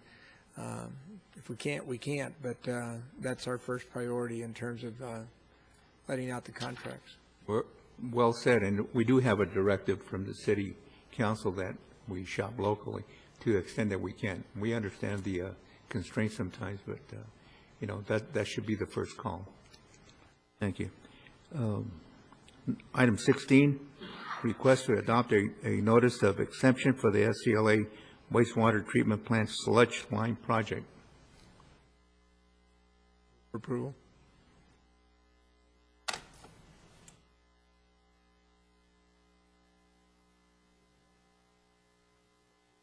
Approve the last one.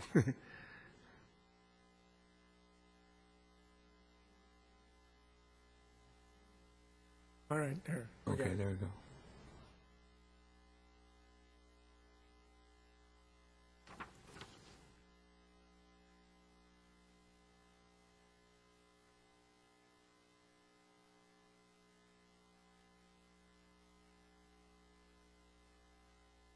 Item number 17, the request for council to, one, form a council subcommittee for the express purpose of revising the current council facility policy. Number 2, direct staff to review other municipalities' facility naming policies to bring to the subcommittee for its review and recommendations. And 3, that the council subcommittee present its recommendation to the full city council for action. And we do have someone that wants to speak on item number 17, Felix Diaz.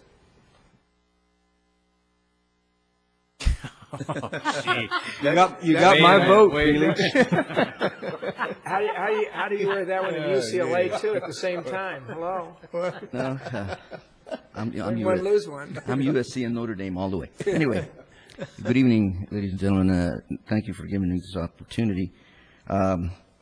It's been going on 5 years that I brought this up to 3 members of the council regarding.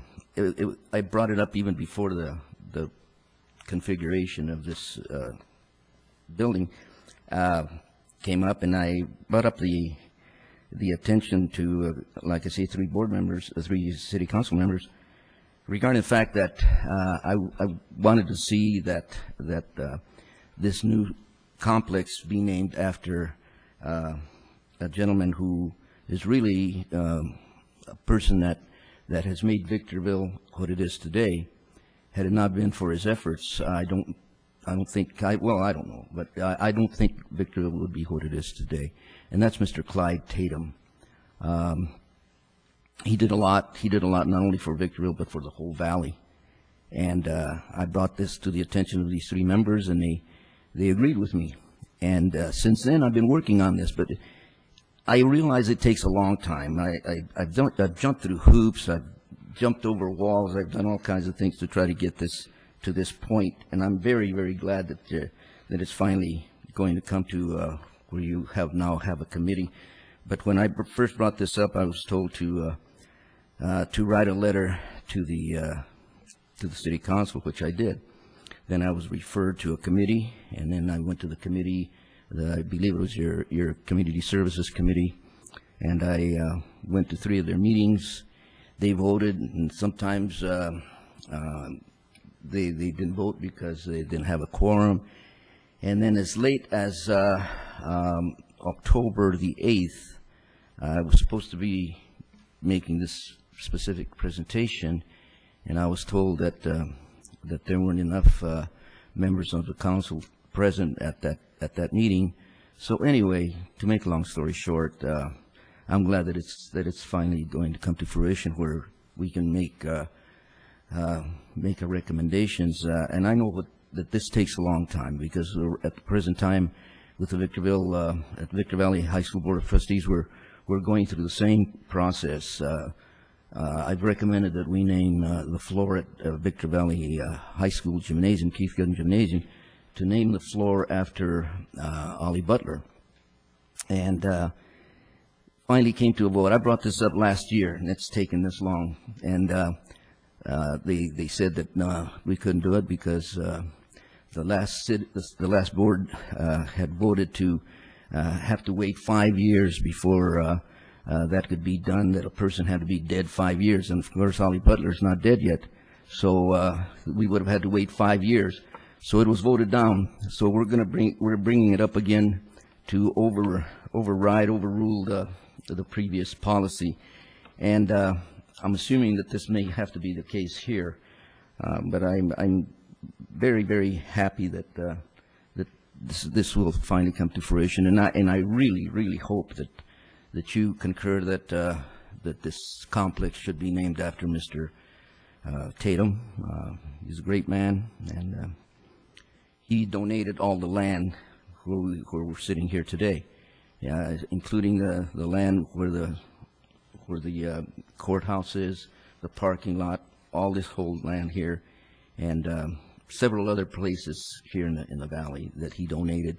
He was his company first built the Wherry housing at George Air Force Base back then when it was called Victorville Airport, Army Airport, and he had a lot to do with the development of the city. And thank you very much for giving me the time. Thank you, Felix. The reason for the policy review is that policy is probably 1983, or it's an old policy, very vague, and so we want to make sure we have a current policy with all the criteria, because there'll be other requests, and that way we don't have to wait like we've been waiting.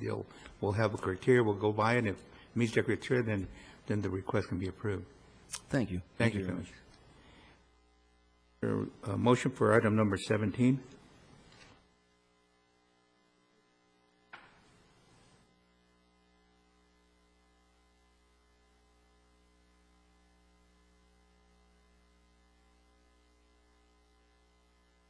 Item 18 is a request to approve the finding that the Adelanto Gateway Industrial Project is consistent with SCLA's comprehensive land use plan. Entertain a motion. Second.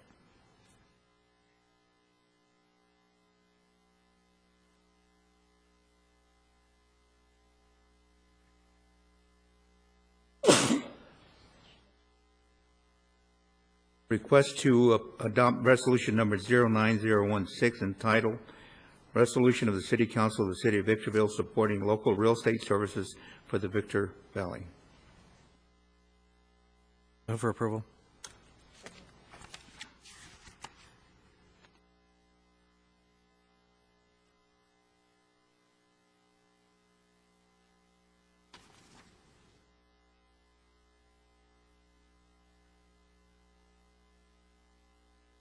Item number 20 is a discussion of city policy for distribution of VITA tax increment. Mike? Yeah, I put under discussion because I'd like the council to consider going to the same policy that we have with the other cities in the county on VITA, and that is the 50/50 discretion, where 50% of that tax increment goes into the SCLA VITA, and the other 50% goes back to the cities. Since the City of Victorville Council is the acting authority for those programs and the plans that we put in place there, essentially, I'm not asking for any fundamental change. A change could happen in the future if somehow the way we are doing business changes, and it goes back to VITA as the entity that makes those decisions on where project money is to be spent, priorities, and that sort of thing. At the moment, it's in the hands of the City of Victorville. We've done a great job with this over the years. I'm concerned about what has been happening recently with the county and others having concerns about how we've done business, and I would just remind everybody that certainly for the first close to 10 years, almost all of the financial burden has been carried on the shoulders of the City of Victorville, and it's just been in recent years that with those successes and others around that we have finally come to a point where other communities are contributing into that process. We're still, as we sit here today, the City of Victorville and all of the boundaries associated with us are 75% of the resources that go into the VITA organization. All I'm asking the council to do is to consider making our policy going forward the same as the other cities in the county have. For good reason, we were investing 100% of ours into there now, but I can envision projects in the future that may run afoul of some of the interests of the other community or the county. Certainly the east-west corridor comes to mind, a number of big-ticket item projects that could spring off of that freeway corridor from the 15 to the 395. The Desert Express coming from Las Vegas to Victorville might be perceived as more parochial to the City of Victorville than to the others, and I'd like us to have that discretion to use that other 50% of our VITA money into those project areas as well. And of course, the rail intermodal is no small item either. It's $200 million, $300 million on the get-go. The amount of money that we're speaking about right now is about $14 million that we're putting in. $7 million would be the 50% break, just as a round number. So the numbers are substantial even on today's size, but in the future it may get even much larger. And I want the discretion, at least from this city and its future city council, to have total control over its 50% share of that VITA tax increment money. As it sits here right now, it is effectively dedicated 100% to the VITA and its legal documents. So I would ask the council to consider with the attorney review and Keith Metzler's review, making sure that we're not injuring any ongoing bonding that we have and committed to now, that when we go forward that we make that commitment only at the discretion of this council. And any past commitments stand, or we're not going to take those away, but have those stand, and net commitments are there. And as the deck clears moving forward, that the 50/50 rule applies to the City of Victorville as it does to the other 4 member cities in the county. So that's the request I have for the council. Any other discussions, you can go ahead and put them forward now, but that's my intent of this motion. A future council meeting, there would be a motion to be to have the attorney and the attorney and staff bring manager, bring it back as a 50/50 going forward, and guaranteeing that we don't injure any of our bonding that we have currently in play. Mayor Cabrialis, I think it would be instructive and appropriate, part of any consideration, that we ask staff to give us several things. First, I think a history, chronological sequence of how we started and why. And secondly, a quantification of what the relative contributions have been, both in terms of the tax increment, as well as the specific monetary shares that have gone into the base over the years. Very recently, I asked Keith Metzler, staff did provide the numbers that show the geographical makeup of VITA in terms of square miles, population, assessed value, and derivative tax increment monies in terms of the 50% that goes in. I think that body of information is essential for us to understand not only what we've done, but what the ramifications and implications, if any, might be if we were to change the policy. I think some of the work's already been done. I don't want to speak for Mr. Metzler. I don't see him hiding back. Oh, there he is, back there in the back of the room. And don't go out the back door, Keith. But I really think that it's not just for the benefit of the five of us who would make the decision for what Victorville does, but I think it's important that the entire community know this body of information, no matter what the ultimate decision of the council. Well, I would agree with that. I would also like to add or find out in that report when it comes back is the incentives that are out there. I think DIF fees are not collected, or are they? At SCLA. SCLA, yeah. And any other thing that we're doing out there where we don't collect, so they can show how much, we have. That's a contribution also to that effort. Go ahead, Keith. Mr. Mayor, members of the council, maybe to help serve as background and overview, you're all generally familiar with the history that involves the closure of George Air Force Base, which actually took place in December of 1992. However, that announcement to close George, Yes, I'm sorry. What did I say? Oh, December 1992. I'm sorry. The announcement to close former George Air Force Base took place in December of 1988. And as immediate response to that, there were collective efforts from all of the jurisdictions, excluding Adelanto at the time, to develop some kind of reuse authority, because that was a requirement as a part of the transfer process to transfer the former military base into local control. VITA was that organization. Then it was the members of the County of San Bernardino, the City of Victorville, Hesperia, Town of Apple Valley. Adelanto currently is a member, but they didn't subsequently come on as a member until 2000. VITA was formed as a redevelopment authority under California state law and currently exists as a redevelopment authority. It was originally intended that VITA would be the organization responsible for the redevelopment and reuse of George Air Force, now SCLA. But as the doors closed, the fences were locked to that facility. There was an extensive amount of upkeep, maintenance, just to keep the facility from going totally decrepit, for lack of better terms.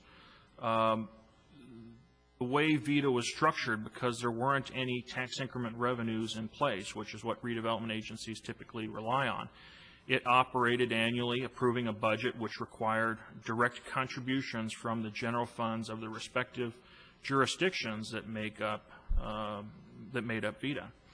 And during that time, of course, this was after 1992, and I think from a time frame from 92 forward to about 1996, it was a time when all the cities were short of cash. In fact, very plainly put, I think the only city that really had the ability to continue to keep financially the operations and the upkeep afloat was the city of Victorville. So there was an effort in the 96-97 time frame to address the long-term interest of VITA in directly redeveloping the former George Air Force Base facility, and through an amendment to the JPA, VITA basically agreed to turn over the redevelopment responsibility to the city of Victorville, which the City of Victorville then created the Southern California Logistics Airport Authority.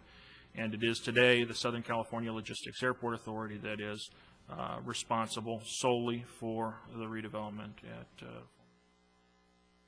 at financially, how things work today. VITA still exists.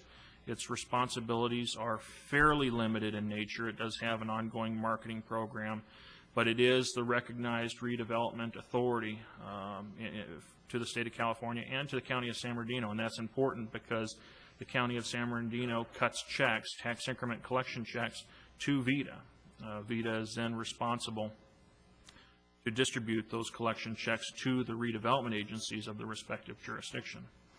Maybe to give a sense and overview of how tax increment works, your very typical tax bill, excluding overrides, which are bond payments to schools and things like that. Your very basic property tax levy is 1% of assessed valuation. The way redevelopment agencies work is for all incremental increases in property taxes above what they call a base year, the redevelopment agency has the ability to recapture a large share of that 1%. The way you can very generally carve that 1% up is 20% of the 1% immediately comes off the top to benefit affordable housing. That gets passed through to the respective jurisdictions. The next carving up of that 1% then goes to school districts.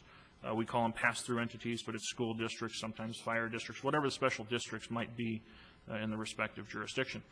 And then typically that's in the 25% measure after the housing number. What's left over then is available as gross tax increment to a redevelopment agency. What Councilmember Rothschild is speaking to is that remaining portion of tax increment. Currently, the JPA for VITA dictates that of the tax increment generated in each of the respective jurisdictions, 50% of that has to go back to benefit the development at Southern California Logistics Airport. The remaining 50% of that can then be retained by the respective redevelopment agency of the respective jurisdiction to be used for, quote, redevelopment purposes that are of benefit to the VITA project area. In Victorville's case, specifically, that same application applies, where 50% goes to SCLA, 50% can technically be used for projects within the project area.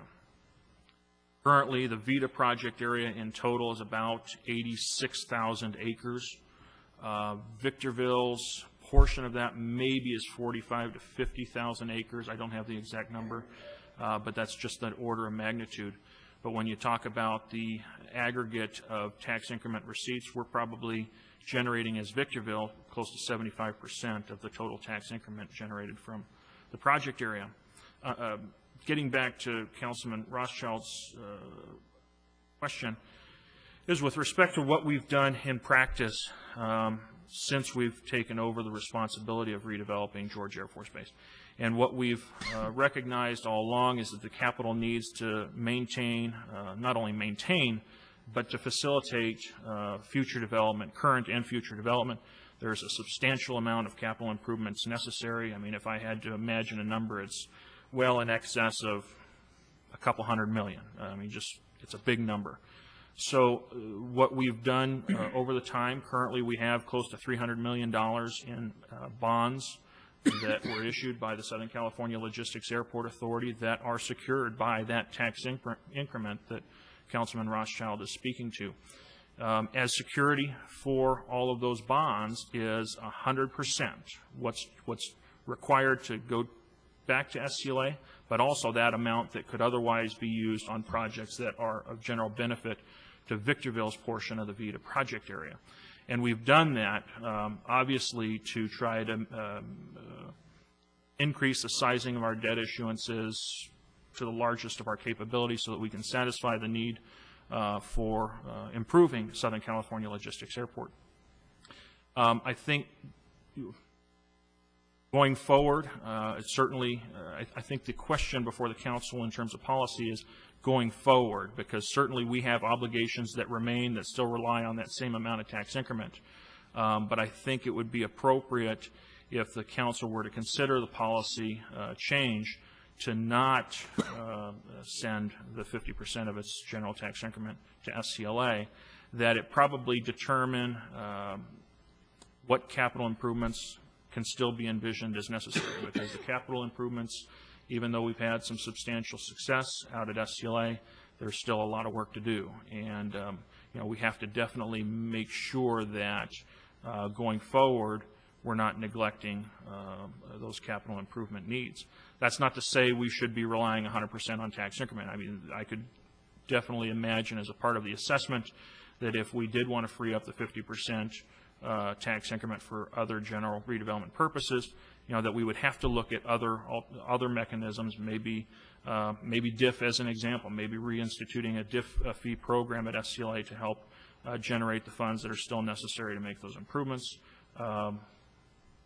Maybe other financing programs such as creating assessment districts. There's ways to do it, but at the very least, I think the most appropriate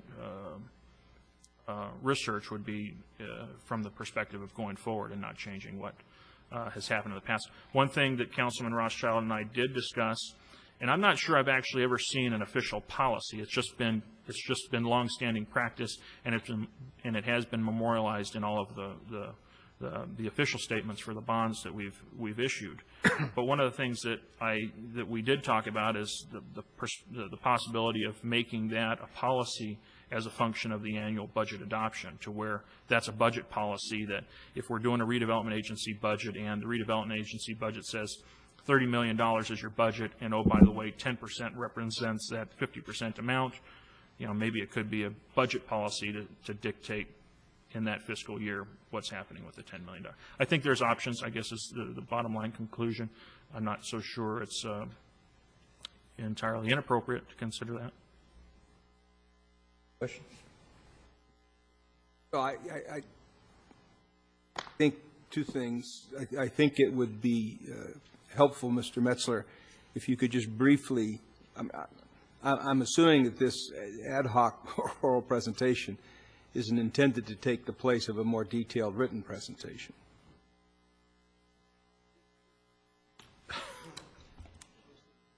Well, I go back to the numbers that I asked for and you provided a few weeks ago, which were good numbers in terms of the various contributions, both in terms of tax increment, right, geography, population served, et cetera. Plus the history. You know, the problem sometimes is we have these discussions and then it gets lost. And if we're going to talk about a fundamental shift in public policy, I realize you got a lot of things on your plate already, but I really think to consider making a substantial public policy shift from the decisions that were made in the early 90s on a go-forward basis, that we ought to have some more detail than just this explanation. And the reason is that the decision we make, although it's unilateral and only affects the city of Victorville, will have public policy implications to the other members of VEDA, because if we make that change, the revenue stream that currently is dedicated exclusively to job generation and economic enhancement on the base for the benefit of the entire Victor Valley will be reduced.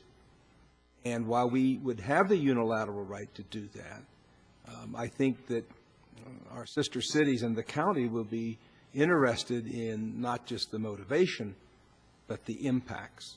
And that's why I hate to burden you with more projects like that. I for one, would like to see that happen. But I think it would be also helpful if you could just briefly comment on what Mayor Cabrialis raised, is the issue of why DIF fees are handled differently on former George Air Force Base from the balance of the city, because it's something that is not well understood, and mentioned might be a part of some public policy reorganization with regard to tax increment at George Air Force Base. Right, and I agree. I mean, I think if the council so desired to change policy, then obviously we'd go back and do a much larger fiscal analysis. But the decision to assist, the decision to not adopt a DIF program at SCLA, I want to recall, was done back in 1996, and this was at a time frame when there weren't any tax increment revenues. Tax increment revenues, though small, weren't first generated until, I want to say, 2000, the fiscal year ending 2000. So the plan that we've embarked on has been ambitious from day one, and it's still ambitious. It is achievable. But I think very clearly that what the city's policy back then was to do whatever possible to try to encourage and incent development. And it's not just so much about an incentive. It's about trying to create an opportunity where a business can locate there and operate cost effectively. So certainly not adopting a DIF program helps reduce some of the front-end costs of development, of course.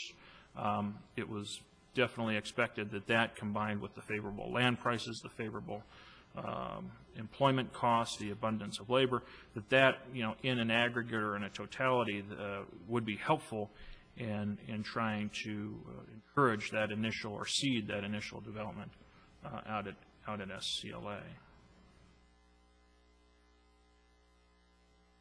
Well, I agree. Back in 1996, it was appropriate. At times of change, we, like Mike indicated, we need to look at that, and not just at the DIF fees, but I would like to at the incremental tax, or the 100% instead of 50, but also the DIF fees or any other incentive that's out there. I think we need to review that, because some of us on the council weren't aware of that. As I understand it from, and maybe Ryan jump in here, the Sandbag has now recognized that RDA money can be used for such things as Nisquallies and that type of stuff in terms of backfill and in terms of our match, right? Well, they've recognized that we can use RDA funding, in essence, or any funding that we might have to, in essence, construct La Mesa, Nisqually, or any future interchange for that matter. However, the issue of developer fair share being 50% and still having that pay back whatever money we use from RDA is still on the table. That issue still has not been resolved completely. At the end of the day, what they are saying is you can use whatever funds you want, but development impact fees ultimately have to pay back. So that becomes a question with the future interchange for the E220 at the I-15. Does Sandbag have any say in that? And there's a lot of jockeying going on right now trying to get control of that intersection.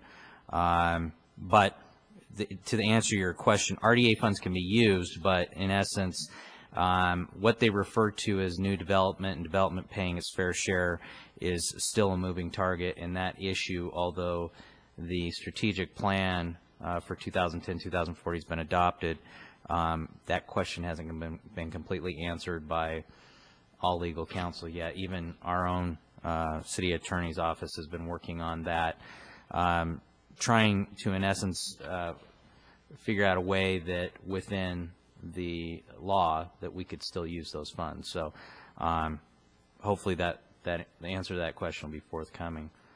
I agree with Councilman Caldwell. I think we need to have a history, especially I do, of what's gone on, what the City of Victorville's put into SCLA, from the tax increment as well as whatever else we've had to contribute towards it.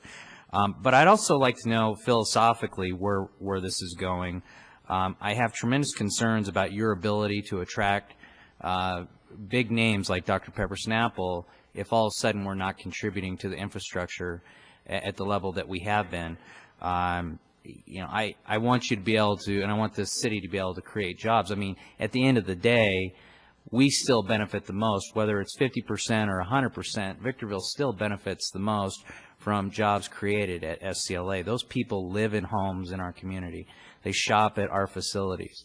That's sales tax revenue, that's property tax revenue, that's they're going to be using our new sewer plant. All those types of things. We can look at numbers all day long, and I think the numbers are important. But I wasn't here when the decision was made previously, so I would like some history on that. But I also like to know philosophically from your perspective, does this tie your hands in being able to, in essence, attract companies like Dr. Pepper Snapple or the bottling company that comes with them, or hamper our ability to look at doing anything else out there, building more hangars, that type of thing? Because I think philosophically the justification was to create jobs, and if all of a sudden we pull back that 50%, it does have a tremendous impact, not only just on the city of Victorville, but all the other cities in the high desert, the county. And I do think that they would want to know what was going on. That's not to say that we shouldn't go down that road, but I think philosophically we need to know, from your perspective, I mean, what would you be doing at SCLA if we're not contributing that whole 100%? Would you still have the ability to attract those jobs? Well, I can tell you that the policy that we've been kind of operating under certainly makes it easy to focus our priorities. And I say that because if you had a division, if the policy wasn't clear, and you created a sense of competition for that finite resource, even though today it is a big number, it's finite in my mind when you try to compare it against the overall infrastructure needs at SCLA. I mean, a lot of the stuff that we're looking at immediately is typical infrastructure, but we still have a lot of old and dilapidated residential units out there that are tremendously expensive to demolish, because it's not only demolition costs, there's a lot of remediation, environmental, and there's probably stuff out there that we still don't know about. I mean, we did experience a small case of that just in the Dr. Pepper site itself. So I definitely could see the potential where it becomes more difficult if we're trying to internally compete for that tax increment resource for projects that are not SCLA projects.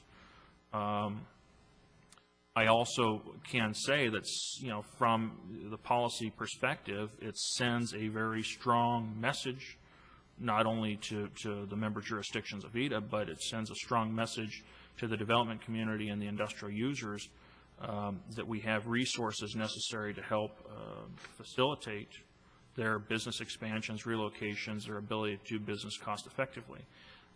So, I could see, philosophically, I could see the potential where that would have some meaningful negative repercussions unless you found some kind of mechanism to backfill it.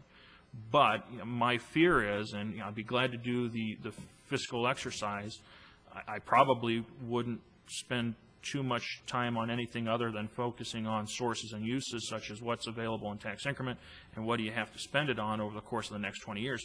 I have a gut feeling that that number is so big in terms of what your infrastructure obligation is out there that it might answer the question in itself that if you were to take away the tax increment and try to supplement it with some other resource, that some other resource might not be big enough to fulfill that infrastructure obligation. That's my opinion today. I mean, I could certainly research it in greater detail and provide some backup. Keith, the 50%, the other cities in the county could, if they wanted to, dedicate their 50% back into SCLA, right? There's nothing legally prohibiting them from doing. So here we are as the city council and the airport authority. I'm simply saying you get today's dollar was, I think we came up with 14 million. That may or may not be perfectly accurate, but let's call it 14 million. And we put all 14 million into SCLA, as opposed to saying, okay, 7 million is 100% going to SCLA, and here's the council, airport authority, redevelopment agency authority, having the other 7 million in our hands and saying, well, there's nothing else, there's no other project out there that hold priority over this council at this time. We're going to dedicate it in, and if we encumber that for bonding into the future, that's our call today. And 20 years from now, before this RDA runs out, a future council may want to go at a different tack and use those resources, not encumber them strictly within the SCLA boundary area. That's the way I say it. To me, it doesn't limit us at all right now. Right now, it's 100%, whether it's called 50-50 or 100% one way. To me, it just gives us a little bit more flexibility, and future councils flexibility with the same numbers coming through the same 5 people making the same decisions. Yeah, I do understand your point, and I think the only reaction that I would offer to the rest of the council is I think you still have that discretion going forward. I mean, if it was determined in the future, I don't necessarily think that a change would be appropriate today or even beneficial today. But maybe going forward, let's say 5 years down the road or 10 years down the road, things change. Maybe, through our partnerships, we're able to find that they're able to raise additional capital to help offset some of the costs that would have otherwise be burdened by us. If the environment changed, then you still, as the council, acting as the airport authority board, do have those discretions to change the policy, at that later date as well. What's the downside to changing it now and worry about the future coming along later? We write 2 pieces of paper instead of 1 in terms of the commitment of the tax increment. To be honest with you, I'm not sure I see anything to gain by changing it today. I still think you, as a body, have the ability to change it in the future. Really a discretionary action of the council. Well, I think what the discussion will center around is getting the information back. Doesn't mean we're going to change the policies. We look at the information, the numbers and so on, and then down the line, we'll make a decision. Yeah, and I think that's and maybe just to conclude, where I think it would be good is if we were totally satisfied with our ability to perform SCLA to the point where you had, maybe what you would call surplus or a discretionary amount of tax increment that we had nothing better to do with. That's when I see absolutely it would make sense. Maybe there's a special project in the city, maybe a commercial infill project, whatever it might be, that needs to be incented because the marketplace isn't going to take it on itself, then yeah, absolutely, I would say that that's probably a worthwhile proposition. Okay. Any other comment? Will you be able to have this report in 30 days or a council meeting a month from now? Want it Is that the tomorrow. consensus of the council that we, No, I we mean, want it do we in fact want to do that analysis? Is that a collective? 2 months? When you're ready. When you're ready, 90 days. When you're ready. You don't give them that kind of that might be 12 months. Keith, maybe as a starter, trying to get people focused on it, maybe you could circulate to the council the numbers that you generated for me that I used at the VITA meeting to point out to the VITA members. Statistical relationship between the city of Victorville, the other cities, and the county. That was very useful, and some of the people who looked at those numbers that day when I passed them out were quite surprised at where Victorville is in terms of its contributions to the welfare of the Victor Valley based on what goes on at the base. And I would encourage you to have Sophie or somebody distribute that to the council right away. That doesn't even include the in-kind. Has nothing to do with the in-kind. These Yeah, are raw dollars and raw population and raw square mile counts. I can produce that fairly easily. I hedge on answering your question about getting a report, obviously, because I'm trying to assess in my head the scope of that. And one of the biggest challenges I'll have to work with our city engineer and maybe do some numbers on the sky is just getting a real general sense of what the infrastructure magnitude is at SCLA. I mean, because there's definitely stuff that we envision being developed out maybe over the course of the next 10 years, but I think there's infrastructure obligations that would extend beyond that, maybe into the 10 to 20 year life cycle, to which we haven't even really given much thought to as terms of.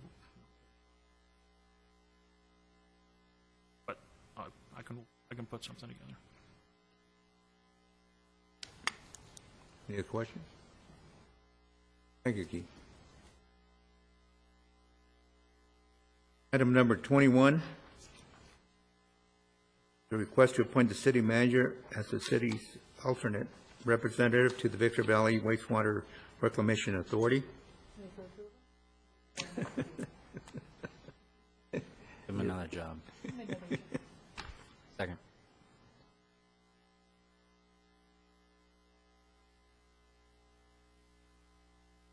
That, by the way, is that by title or name? We're just making the city manager the alternate by, you understand what I'm saying? This Oh, I is, know we what don't you're have to do saying. this a year from now? Yeah, just keep them on forever. John Roberts was the alternate Yes. prior to that. And your first meeting, Mr. Costa, is April the 16th at 7:30.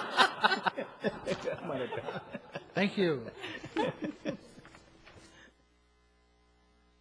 Council reports, item 22.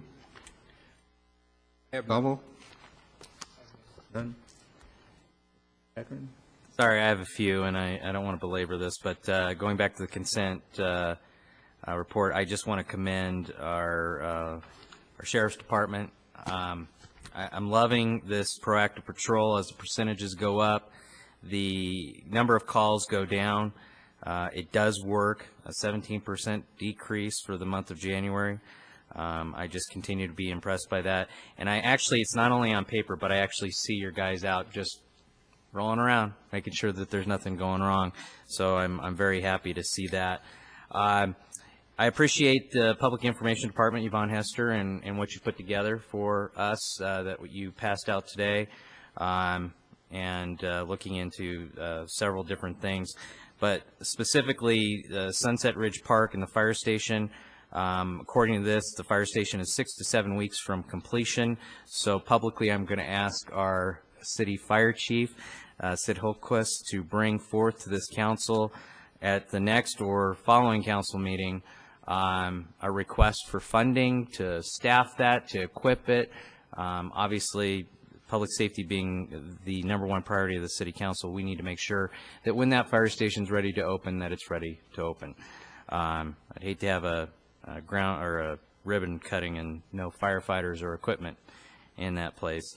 And other than that, I just ask our city manager, as much as we had a report on this water billing issue and that it was gone away, I got an email just last week from Carol Lee, and Carol Lee, I'm not picking on you. You're just the messenger. Over 400 letters had to go out due to deposits not being properly applied. I think it's high time we do something different. So I'd really like you to see, I'd really like to see you meet with staff and figure out a way to fix this, because it's just not going away. Are you done? Okay, I guess Captain Taylor's going to get a really big head. Tonight, I want to say thank you so very, very much to our wonderful fire department and our sheriff department. I left here last Tuesday, from our meeting and went home. And you guys, when I asked if it was hot, if anybody smelled smoke in our meeting room, it was kind of a premonition, because when I drove up to our street, there was a garage on fire right next to my son's home, and across the street from our home, with bullets flying out of the garage. It sounded like World War III. And I'll tell you what, when the sheriffs rolled up and they started yelling, whatever it is, they had the bullhorn or whatever, for everybody to get in the house and get away from the windows. I pulled up and my husband's yelling at me, get out of the car and get in the house. And I'm going, where's the fire department? No, but the fire department did a wonderful job. They blocked the garage with one of the engines. And I understand one of our engines from Station 13 has a few merit badges on it. But I can't thank you about the sheriffs and the fire. I mean, I was so proud to be a council member that night, and everybody, it was like old home week too, for some of the fires coming up and give me hugs all wet and dirty. But it was great. It was great, and I can't thank you. It was, no one got hurt, and everything was put out really quick. The smell was atrocious, but from the sulfur, from the... Thank you. Thank you very, very much. Thank you. I have no comment. We'll now move into closed session. All of the closed sessions are fully described on the agenda. If there's any action taken, we will come out and announce any of those actions, and there's the add-on item as well, which has already been included. Okay. To go out and retain auditing firms as quickly as possible.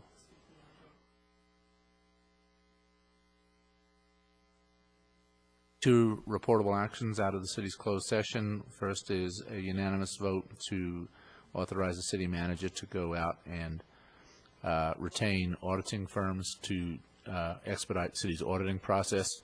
The second is the city unanimously voted to make Mr. Jim Cox a permanent city manager as opposed to interim.